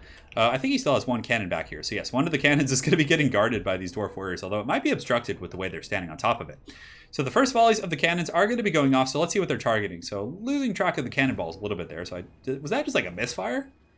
Okay, so the cannons are shooting. The Dawi Thunder is going to be singing here, but they should probably go after the Cryptors, I would imagine. That's a free target. The Corpse Cards, if anything, I think are a bit of a distraction. So are the cannons shooting at the Fellbats? No way. Forsaken should 100% be shooting at the Cryptors down here, probably. So, yeah, looks like he's going to be going downtown after the Cryptors, and he does make some pretty good contact there. These Cryptors and the Corpse Cart also taking a little bit of damage. But yeah, he should work those guys down for sure, because they're going to be the biggest punishing factor against those Hammers if they're left unimpeded. And it looks like the Dawi Thunders are going to be positioning on the flanks, getting ready for the Fellbats. No substantial harass really coming in. Fellbats just going to be a bit of a temporary shutdown. So Hammers are going to be advancing, which is good. Creating separation, like fighting over here, I think could be pretty damn solid because it's going to make it tougher to then wade forward on top of the cannons and other troops like that. Runes and Wrath and Ruin should just be used to kill the Graveguard with great opens, most likely. Don't really need to use it for any like slowing variables or things like that. So here we go. So the Hammers here are going to be getting ready for the engagement. Norgumling's Ironbreakers are going to, in the front, going to be a huge roadblock. It's going to take like forever to kill those guys. So the Cryptors are still taking a pounding. Cannons haven't done as much damage as I thought they would. It looks like the Cryptors are pretty much still full model count, 12 of 12. And now the cannons are going to be switching into the White Kings, which is a very interesting choice. I think they'd be much more effective shooting at the Cryptors, but nonetheless, he's going to be going after those guys and seeing what he can do. So the first volley of the blasting charge is going down from the Ironbreakers here as they do accept the charge of the Skeleton Warriors. Doing some pretty good work, a little bit of friendly fire here from these miners, so those guys are going to be apologizing later. It does not kill any of the Ironbreakers, however. So in the back line, the Fellbats have engaged on top of the Thunders. There are some Dwarf Warriors to kind of help out a little bit, so not going to be terribly punishing. And honestly, Thunders are very, very heavily armored and durable, so they should be fine. And in the front, the Dwarf Hammers have engaged here. The Cryptors doing a ton of damage, and that's a big mistake. It could potentially cost Goblet Slayer the game if he lets these Cryptors just kind of beat on his guys, because they're really going to hard counter those Hammers, especially with the support of a Corpse Cart and Graveguard with great weapons. Now, the Cannons still trying to snipe out Vlad, which is a very interesting choice. I mean, I don't think Vlad is a character you want to try and snipe. He's extremely tough to kill. I mean, yeah, in some matchups with Spirit Leeches and Accusations, you could snipe him, but in this situation, I think it's a huge mistake. Anyways, frontline engagements underway. Hammer is doing pretty good for themselves, aside from the areas where the Cryptors are. Master Beguilement, beautiful stuff here from Forsaken, dropping that right on top of these guys. And it looks like some of the miners are going to be defending against these skeletons here on the flanks. Now, the Fellbats in the back line are getting a little bit worn down, but the Hammers here are just having problems across the board and just getting taken to Pound Town by these Cryptors. I think a little bit of a lapse in focus fire. The Thunders need to kill these large targets, and the cannons need to be shooting them as well, but they're not. So basically, the Vampire Counts are getting what they want. They're getting a Corpse Cart buffed front line. The Cryptors now have 35 melee attack. Graveguard and Great Opens have a buff. And the Dwarves are in some serious trouble. I think the Vampire Counts are going to be able to have that inexorable march and just get onto the cannons and get onto some of those other high-value targets. Now you can see Gobbo Slayer has switched his cannons onto the Cryptors, which is really going to help out his frontline engagement, but I think it might be a little bit, he's still in okay shape. He still has the Norgumling's Ironbreakers, Warriors of Dragonfire Pass. He has some elite troops throughout the map, so he is in okay shape. But targeting Vlad was a huge waste for quite some time because now he's just going to heal. He has the Hunger, and of course he has Invocation of Nehek. So this cannon is online, still shooting downtown. This other one is about to be compromised, so some Skeleton Warriors are going to be jumping on it. Cryptors, Corpse Cart, Graveguard with great weapons. Warriors of Dragonfire Pass will hold pretty firm here, but I really don't think it's going to, they're not going to be able to hold against his might. I mean, there's so many troops coming in here for the Vampire Counts. In the front line, the Rune Lord is going to be fighting with the Norgumling's Ironbreakers, heavily defeating the Stearnsmen, which is nice. But the Dwarf Warriors with Great Opens were taken out by the Double White King and Vlad von Karstein, which I really like this actually from Forsaken. It's something I never really thought of, but the White Kings could be a decent silver-shielded unit against like gun lines that also is pretty good at grinding down infantry, so very, very cool stuff. In the meantime, the Grumbling Guard on the flanks are going to be able to defeat these Skeleton Warriors most likely, but with Vlad and these other troops compromising the gun line, I just don't know what else they're going to be able to really do. Over here we do have the Cryptors who are finally going down, 5 minutes into this battle. It's far too late for that. But they're going to still be working on those guys right there. Stearnsmen in the front, taking a beating from the Rune Lord and the Ironbreakers, but I just think the Vampire Counts are going to be able to grind this one out. This cannon's going to be shut down. That's going to be a massive bounce of power punishment right there. These Thunders you're easily going to be able to chase them down with Cryptors or anything else over here. The cannon, a little bit of friendly fire from its other Dobby cannon here, but the bounce of power is, a little bit in the favor of the Vampire Counts, I would say. You can see it's like a very minor inflection there, but for the most part, I think that Vlad and the White Kings are going to be too strong to kill, and there's too many Graveguards still alive on the battlefield. It'll pretty much just come down to, in my opinion, the Norgumling's Ironbreakers, just holding to the bitter end. They were able to kill the Stearnsmen, which is a nice little grab, but the Dwarves are kind of faltering throughout the rest of the battlefield. The two White Kings are going to be running, and here's some zombie summons are going to be sent back here to deal with the cannon. Vlad should probably run up here. Sending Vlad up here and just summoning zombies on top of the cannon can be very, very strong, but the Corpse Cart's doing a ton of work, and these Cryptors are actually very, very efficient because they weren't targeted earlier, and they're just going to be going to pound time here on these Norgumling's Ironbreakers. But yeah, Vlad has 40 speed, so he's good at chasing down missiles. Yeah, he is. Vlad's very quick, and of course he can summons, and he's very, very tough to snipe. And you can see the bounce power starting to shift in the favor of the Vampire Counts, and I just don't think the Dwarves have enough. I mean, they're very, very tattered across the board. Dwarf Warriors and Hammers. I mean, the pounding he took on those Hammers in the beginning was just devastating. He lost like 2 or 3 groups of them, and they did very little damage back. And those things cost like 1,100 apiece, or 1,000. I can't quite remember what the exact cost is, but it's pretty devastating for sure. So these Cryptors about to finally go down. The other ones on the far side are in okay shape. I mean, they have 8 models left out of the 12, so Invocation of Nehek could easily heal up this blob pretty efficiently. Zombies are going to be chasing down these Thunders. He could easily detach these Graveguard to chase those guys down, and the bounce power is certainly ebbing and flowing here. The Grumbling Guard fully surrounded, going to be getting slapped up here by the Skeleton Warriors and the Cryptors and some of these other troops. And yeah, that's probably going to be the end of the road for these Dwarves for sure.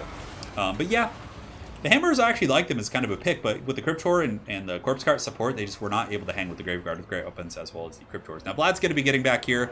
He's got his sword out. He's looking all pissed off in his von Karstein ring. The White Kings should be able to grind these guys down pretty quick. I mean, Dwarf Warriors with great opens will put a little bit of hurt on these guys, but with Invocation of Nehek and healing capabilities that are available back here, it's going to be the end of the road for sure. Zombies chasing down the Thunders right here. The last of the Dwarf Infantry holding pretty firm. They're trying their best, but yeah, the Ironbreakers, I mean, maybe they could fall back here and do a bit of a last stand, but there's no way. The Ironbreakers' damage output cannot deal with all this. I mean, 74 Graveguard over here. We have another 52. We have a Corpse Cart. We have 62 Graveguard here who do get hit with the Rune of Wrath and Ruin, which is going to do some substantial damage. And very good blasting charges coming in here from Gobbo Slayer, but I think that Forsaken is going to be taking this game, which is going to put Clan AIMA ahead here, guys. Controversial stuff is afoot. So the White King in the back is going to be fighting the Dwarf Warriors with great opens. Vlad von Karstein doing his job. And I really like that. That is a really cool thing that Forsaken brought. I really do like the double White King pick against Dwarves. Now, a lot of people overlook it, I feel, because they don't have great AP, but they have silver shields, they have good armor piercing, and they have a couple good abilities, right, with the heroic killing blow. And in this case, he just kind of brought them very cheap, but, they have some decent options. Zombie summons have temporarily shut down the cannons, Now you can see the Grindfest is on, right? You can see the dwarves, regardless of the circumstances, always last pretty long, but these Ironbreakers are about to be surrounded from all fronts here. Cryptors coming in, applying poison. There is a cannon shooting downtown, but Vlad and company easily dispatch those dwarf warriors, and from there they should be able to deal with the cannon back here. I'll probably, just ignore the cannon at this point. There's zombies kind of on it. It's not going to be super effective, and just get back here and target these guys. That's going to be it. So guys, it's not a best of 5.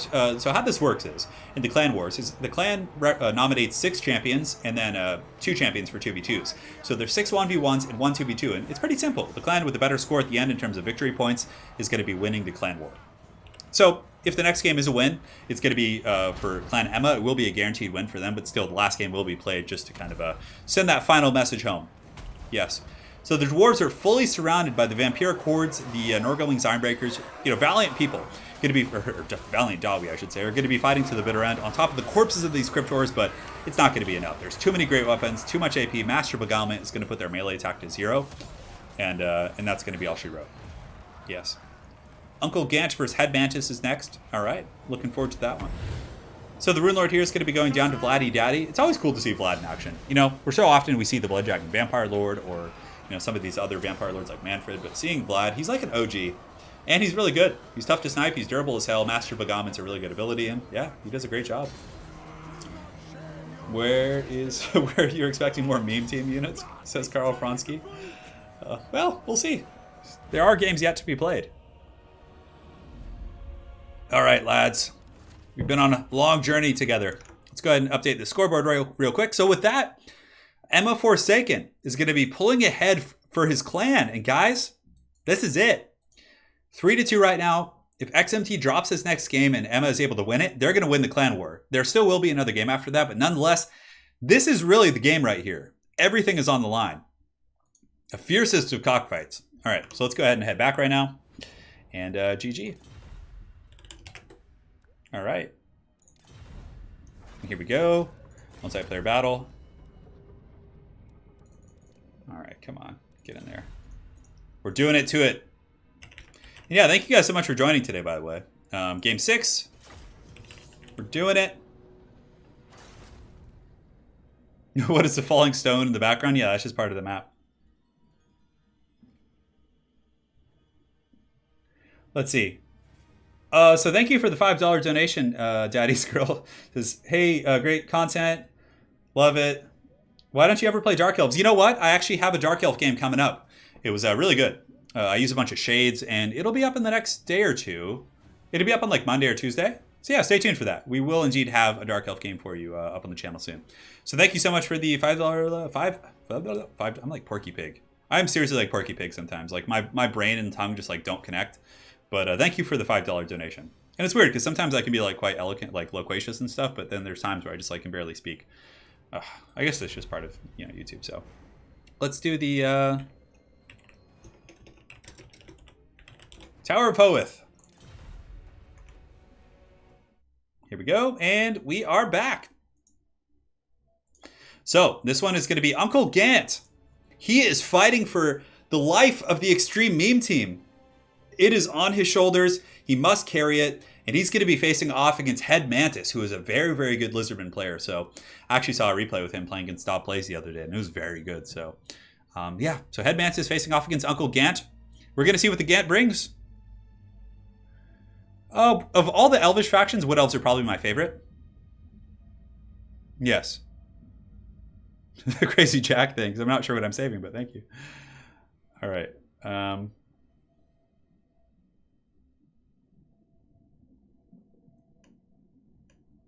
Yeah, I think that Vampire Army last game was pretty good.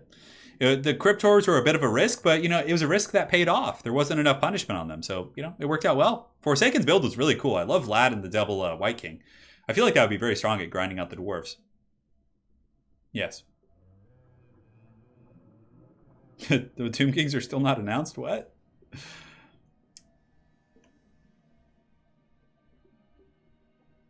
Yeah, loquacious I'm pretty sure means like well-spoken. I'm not, I think. I don't know, I used to go to school.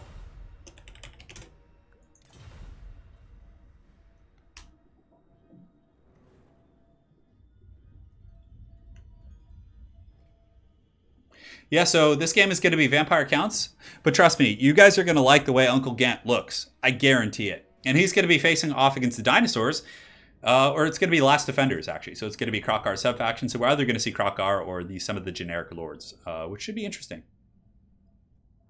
I don't know if there's going to be Skaven. I don't know if there is. Yeah, loquacious is talkative. Yeah, that's right, Shetland. It doesn't mean like well-spoken, per se. Yeah, eloquent, yes. All right, here we go. It is time. It is Gotham's Reckoning, and Clan AIMA up 3-2. Extreme meme team, like Rocky Balboa on the ropes, you know? Got to fight back against Ivan Drago right now. He's taking the beating, but we'll see if he can come back. Battle realism mode, I think, gets rid of like the bounce of power and some of the heads-up display and things like that. It's weird. Not sure what you're asking, Fritz. Loquations means you're not an orc.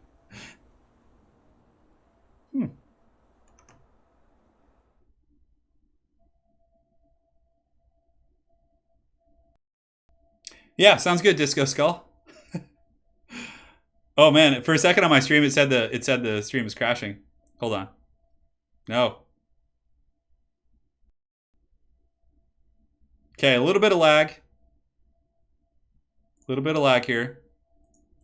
Come on, stream, hold firm. Okay, 1 second, guys. Let me go ahead and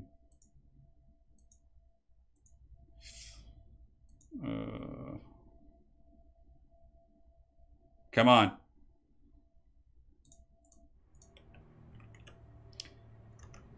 Well, we're having a little bit of a lag here, but it looks like it's going to stabilize. I'm looking at the bit rate. Looks okay.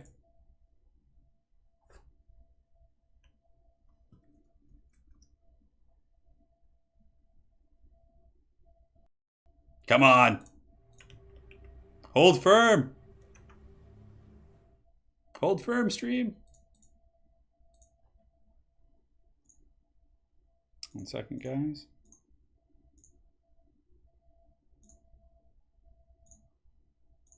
Just gonna a little bit. We should be back. We should be back. No stress.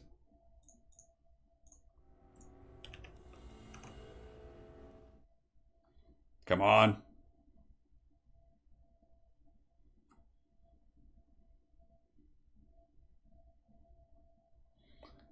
All right, 1 second.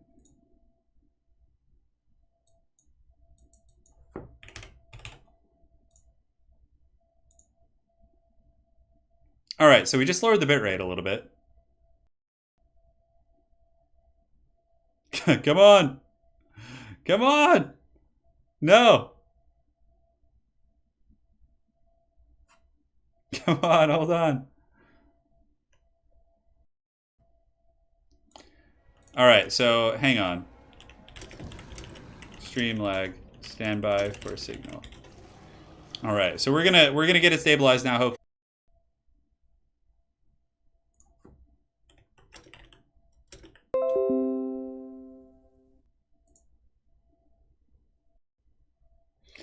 Come on, hold firm, hold.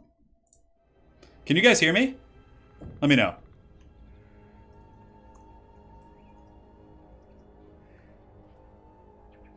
Let me know if you guys can hear me. In chat, let me know if it's possible. Okay, we did it. So, a couple donations as well. So, Lee Farbstein says, showing my support from Japan, longtime watcher, first-time poster / donator.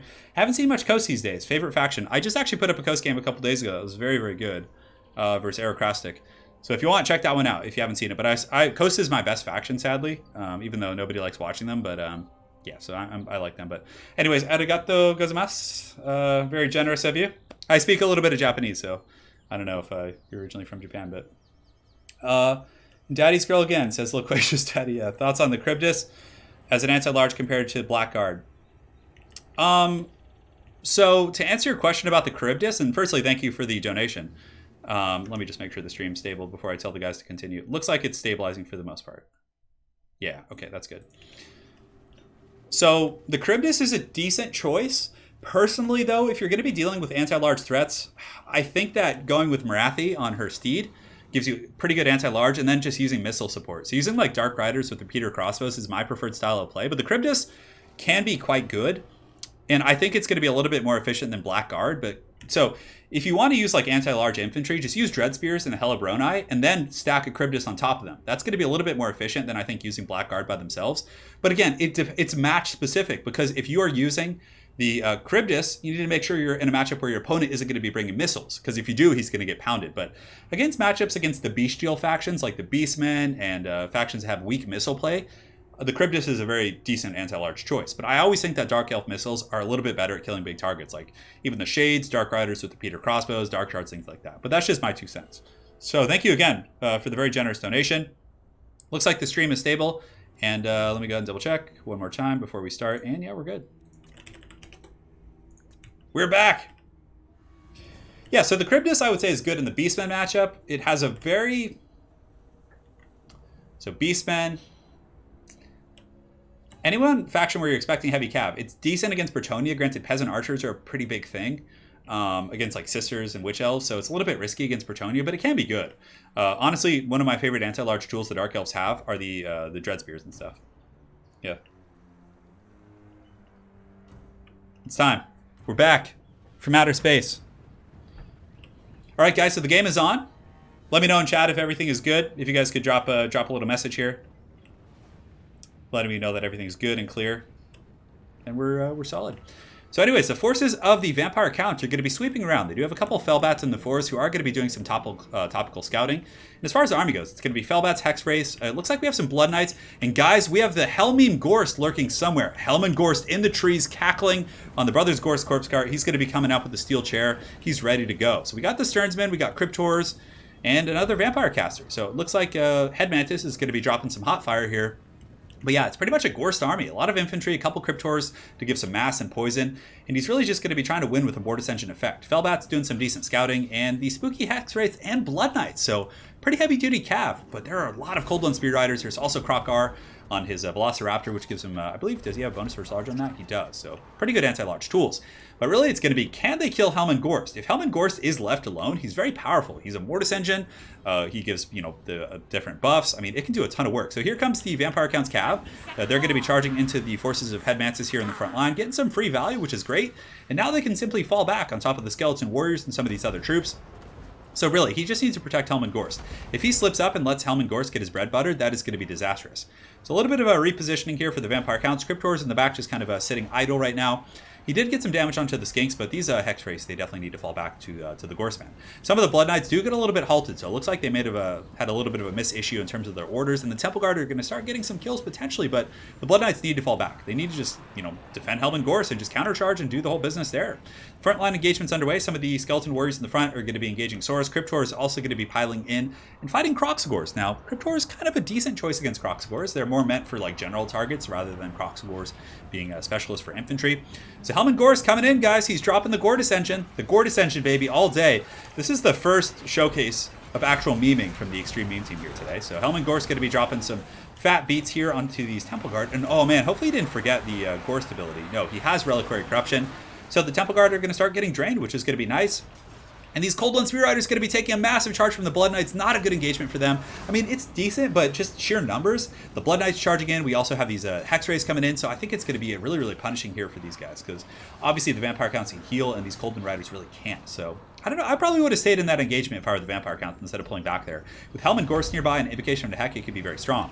Now, in the mainline fight, the Curse of the Midnight Wind has gone down. Going to give these dinos a lot more punch against these Cryptors and some of these other troops. It's a relatively even fight here in the front line. I think Saurus and the Kroxigors will probably win that fight eventually, and the Skink Priest with Heavens, a little bit delayed, but he's going to be joining the mainline fight here in just a moment. And yeah, this is a pretty fierce cockfight, to say the least. Now, we have this big fight. The Cryptors have gotten in here, which is huge. So the Cold One Spear Riders are getting a little bit beat down by the Blood Knights and the Hexwraiths, but they're also giving some damage back. And honestly, the Vampire Counts, in my opinion, should commit to this fight. Helmine Gorst should drop a summon over here, drop an Invocation of the Heck. They will 100% win that fight. They can out-attrition these guys like it's 10 out of 10 times, like if they commit to the fight. But if they're a little bit half in, half out like this, I don't think it's going to go terribly great for them. So some of the Blood Knights actually do pull back, which is interesting. Commit to that fight.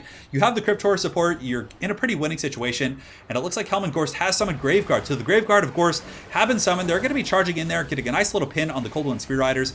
And the Vampire Counts are most certainly going to be winning this engagement on the flanks. And Helman Gorst is summoning another group of Graveguard down here, and he's easily killing these Temple Guards. So Gorst is going to be a hard man to kill, especially on top of the Sternsmen. Now back here in this fight, it looks like there were some Vargeists and Fellbats who, I think they chased something off the map. So these guys need to get back. These Vargeists are going to be super useful.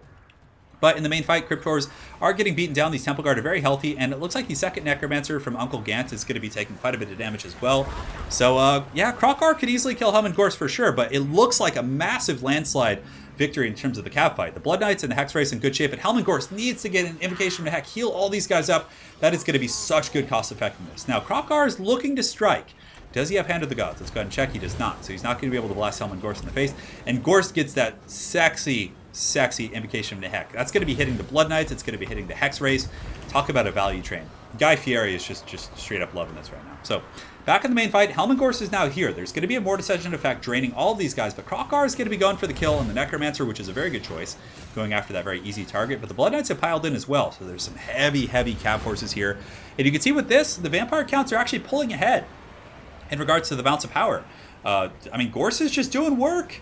I can't say anything different than that. Helman Gorst is doing the work of the Vampire Counts. I don't think they have like a god or two. Lord Master of Sodzak, question for you. Do the Vampire Counts like worship any deities of any sort, or do they just kind of like look at like, some of their creators, or the creator of vampirism as a deity? But anyways, Vargeist in the back going to be coming in and just crunking all over these King Cohorts with Javelins.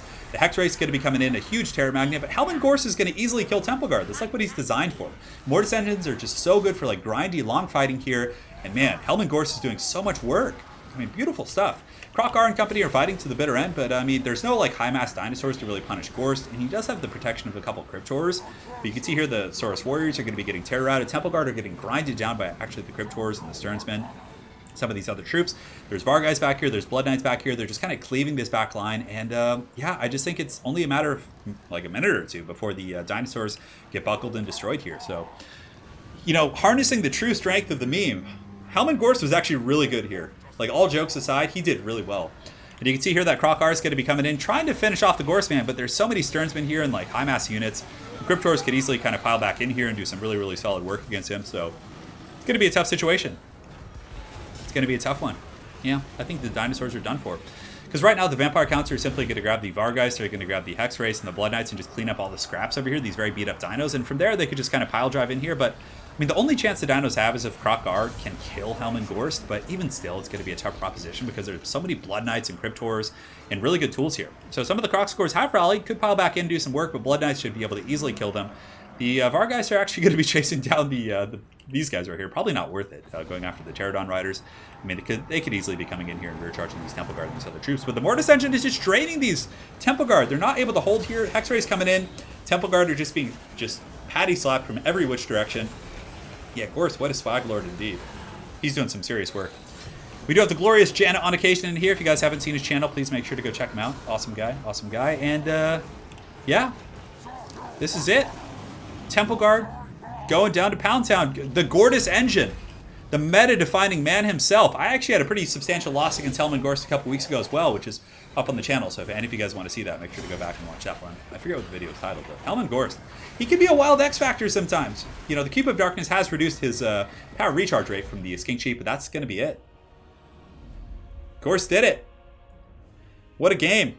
So the Extreme Meme team coming in and tying up the series. So this is the dream of every kind of like clan war, every tournament, the Game 7, the final match, the rubber match. This is it. So Uncle Gant able to claw a victory just out of the clutches of defeat. And he has tied up this series here. And yeah, now it's 3-3. This is it. This is Game 7. The dinosaurs have gone extinct by the hand of Helman Gorst. And now we're going to be jumping over to Game 7, which is going to be the one that decides the fate of Middle-earth. Let me go ahead and actually go back to the caster's desk. Oh yeah, we're back. We're back in business. Let's get this going, and let me go ahead and find Game 7. So All right. Just need to tell them to open up a spectator slot, and we'll be good to party. All right. Let's see here. And we need to just get a spectator slot real quick.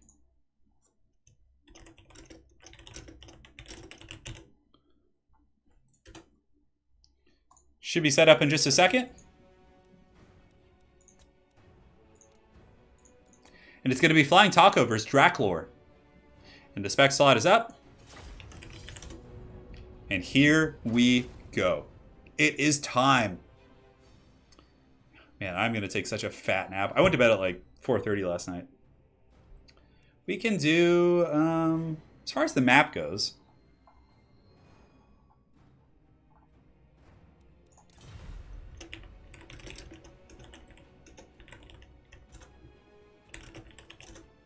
All right. And it looks like it's going to be Dinosaurs versus Bretonia, which is, I think, is a pretty hard matchup for Bretonia, but we're going to see how it goes here. So we're switching back in. Let's get the screen blocker up. Thank you, Wookie.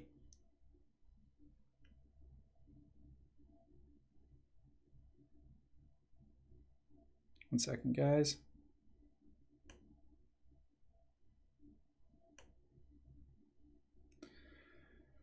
All right, just had to change a couple things.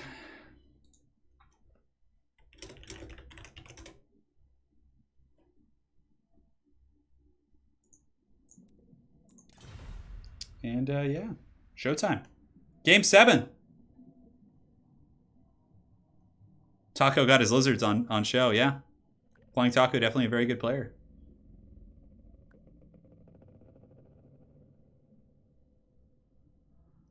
Drop the like button for sure, guys. This is Game 7. We're going to see if Flying Taco, is he the hero that the Extreme Meme Team deserves? We'll find out. If he can take on Draklor. Draklor is a pretty heavy metal name for sure. Oh, and Draklor has Admiral Akbar as his avatar. Oh, how can you not like the guy? How can you not like the guy? All right.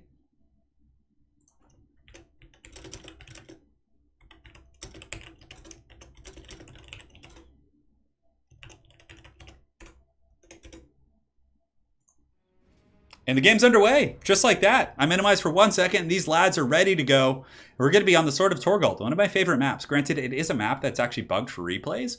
Oftentimes, when you get a replay on the Sword of Torgold, it does, lag and have issues and stuff like that. So, Draklor is a pretty badass name for sure.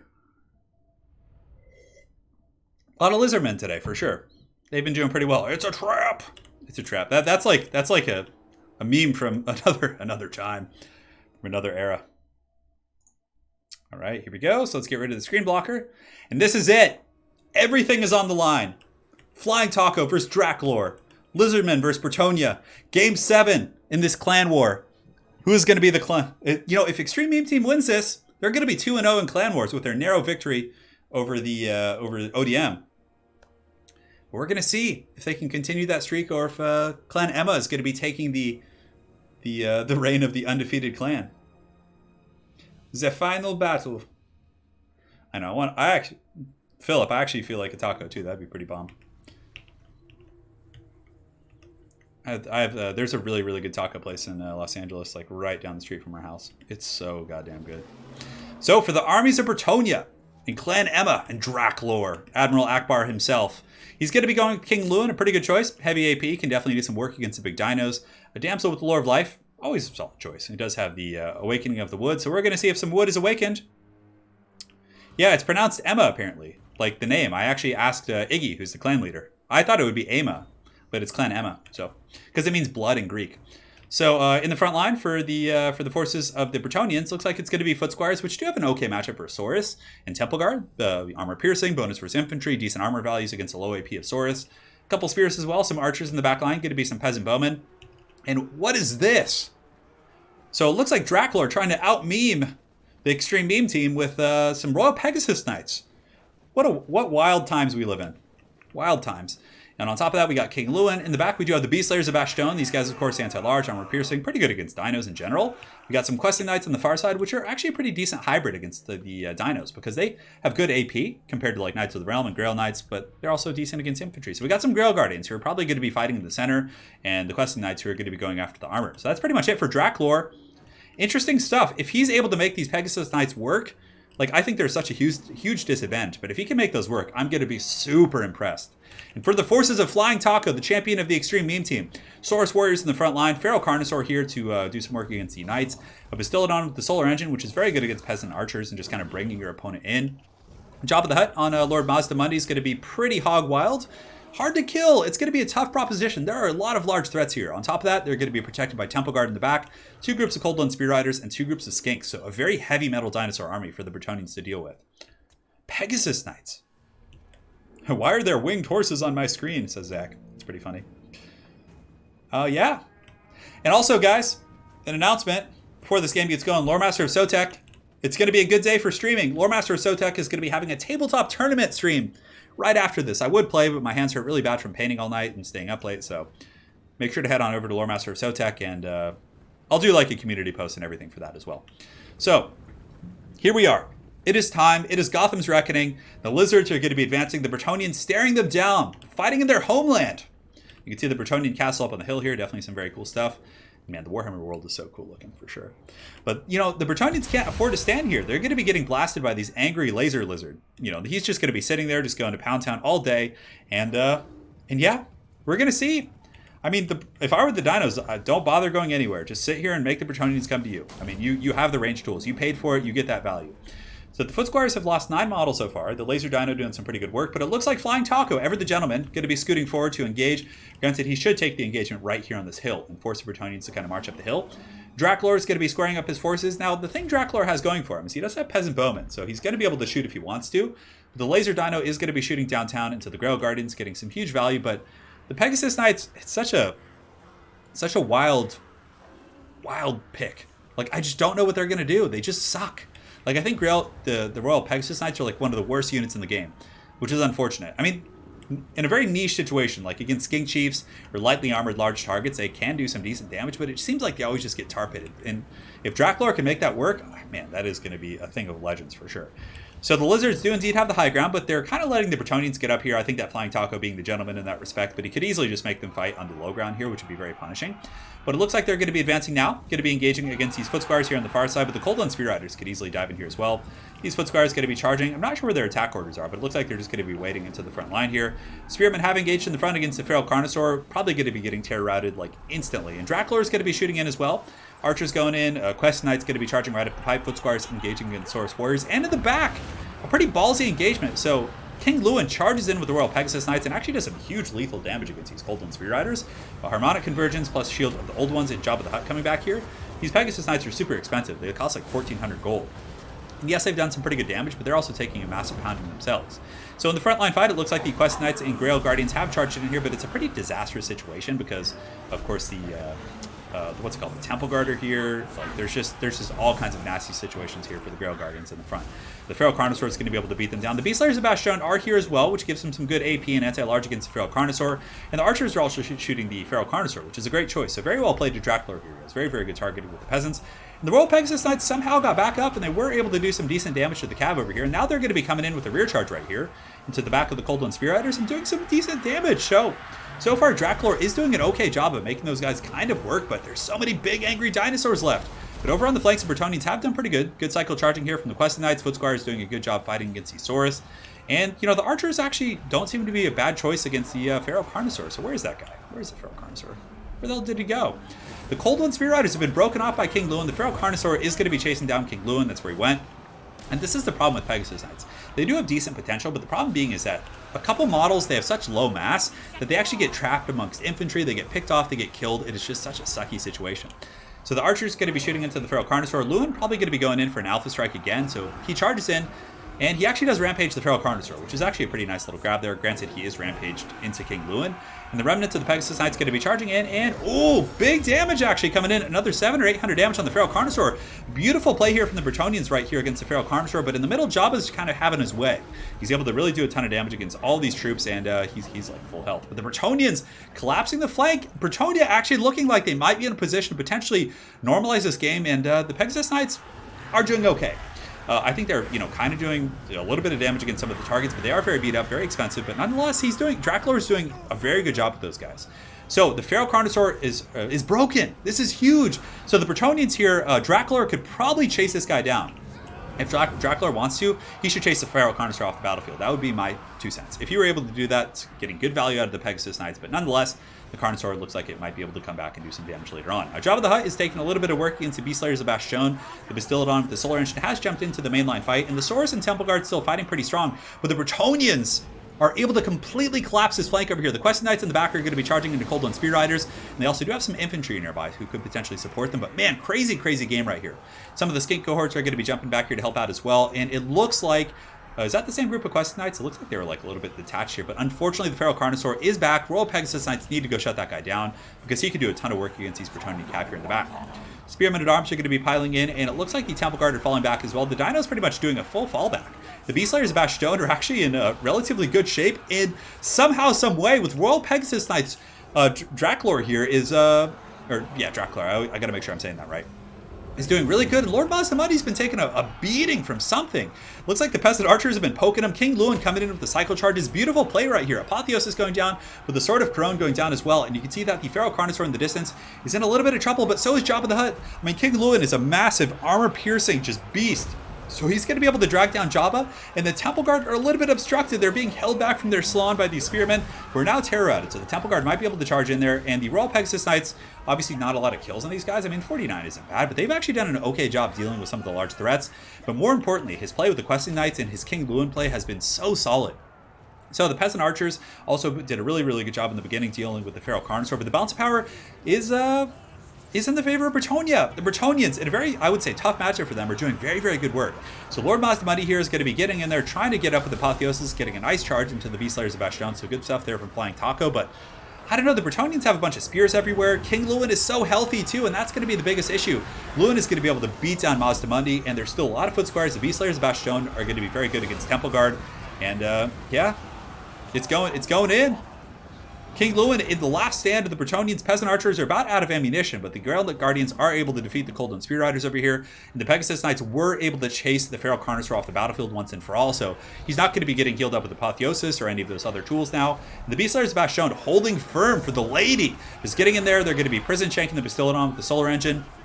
And Lord Mazdamundi probably not going to last terribly long against King Lewin. Lewin, of course, has self-healing. He's going to be very durable. The remnants of the Temple Guard will be grinded down by the Beast Slayers of Bastion, who are a very good, armor-piercing troop themselves. They have really good stats. And you can see here that Jabba is going to be running from Lewin. In the back, the Damsel with Life is going to be scurrying away. There are some dinos coming back on the flanks, but for the most part, Grail Guardians and the Questing Knights and the Royal Pegasus Knights actually doing a good job. So, man, what a great clan war. That's going to be it. Draculaur with the wild-ass build. So it seems that the Extreme Meme team came in with the Gorse meme last game and set a precedent. And he, not to be outdone, comes in with Royal Pegasus Knights, does a really good job with them, and seizes the clan war victory for Clan AIMA. Crazy game. Crazy game. Yes, those Royal Pegasus Knights deserve a dukedom for sure.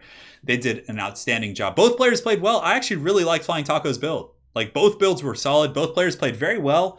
But, at the end of the day, Lewin just was a beast and carried them into the sunset. It was crazy. The Feral Carnosaur was a great choice, but the Peasant Archers kind of countered it. And the one thing that the Pegasus Knights are kind of good against is the Feral Carnosaur. They do massive damage against light armor. Feral Carnosaur is a lightly armored big target, so there was a niche for them, which was awesome. I mean, the one thing I might change would be the Grail Guardians. I feel like they're a little bit not super good in this matchup compared to Questing Knights, but even still, it was an awesome build, and he made it work. And played super well. So super well played to Draculaur. Very well played to Flying Taco.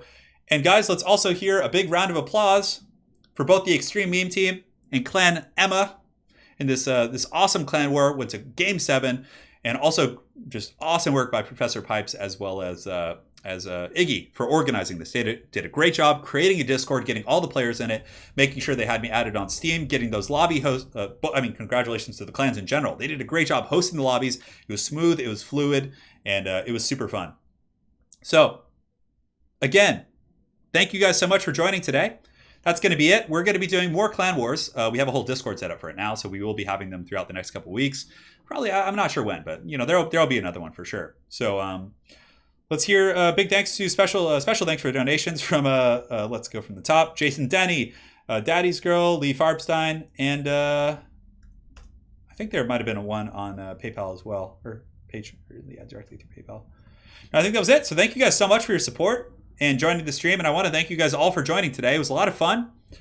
I'm gonna go back to bed. I'm gonna go nap. I'm tired as the dickens. I am tired.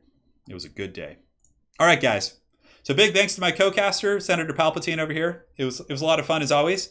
And please make sure to go over to Lore Master of Sotek's channel right now. Sotek, please drop a link in the comment section below, in the chat and everything. Go over to Lore Master's stream. There's 654 of you guys. If you want something to watch, Lore Master of Sotek's a great caster, and tabletop format is really fun. You guys have seen that on my channel, so please just Zerg over there. Zerg over to Lore Master of Sotek's channel. He has dropped a link in the chat. I'm going to be there hanging out, just eating some popcorn. I'll probably eat a hot dog, actually, to be fair. So make sure to head on over there and do that. And also, Dov Plays. He has, and my axe. I have your axe. Thank you for the $2 donation at the very end. And I'm going to lay in bed, just watch Sotek stream. You guys should do the same. Do it. All right, guys. Thanks again for watching. Big congratulations to Clan Emma and Clan XMT, and Clan Emma, of course, for the victory. A very, very narrow victory of 4-3. And that is going to be all she wrote for today. So thanks, guys, and we'll see you next time. Cheers.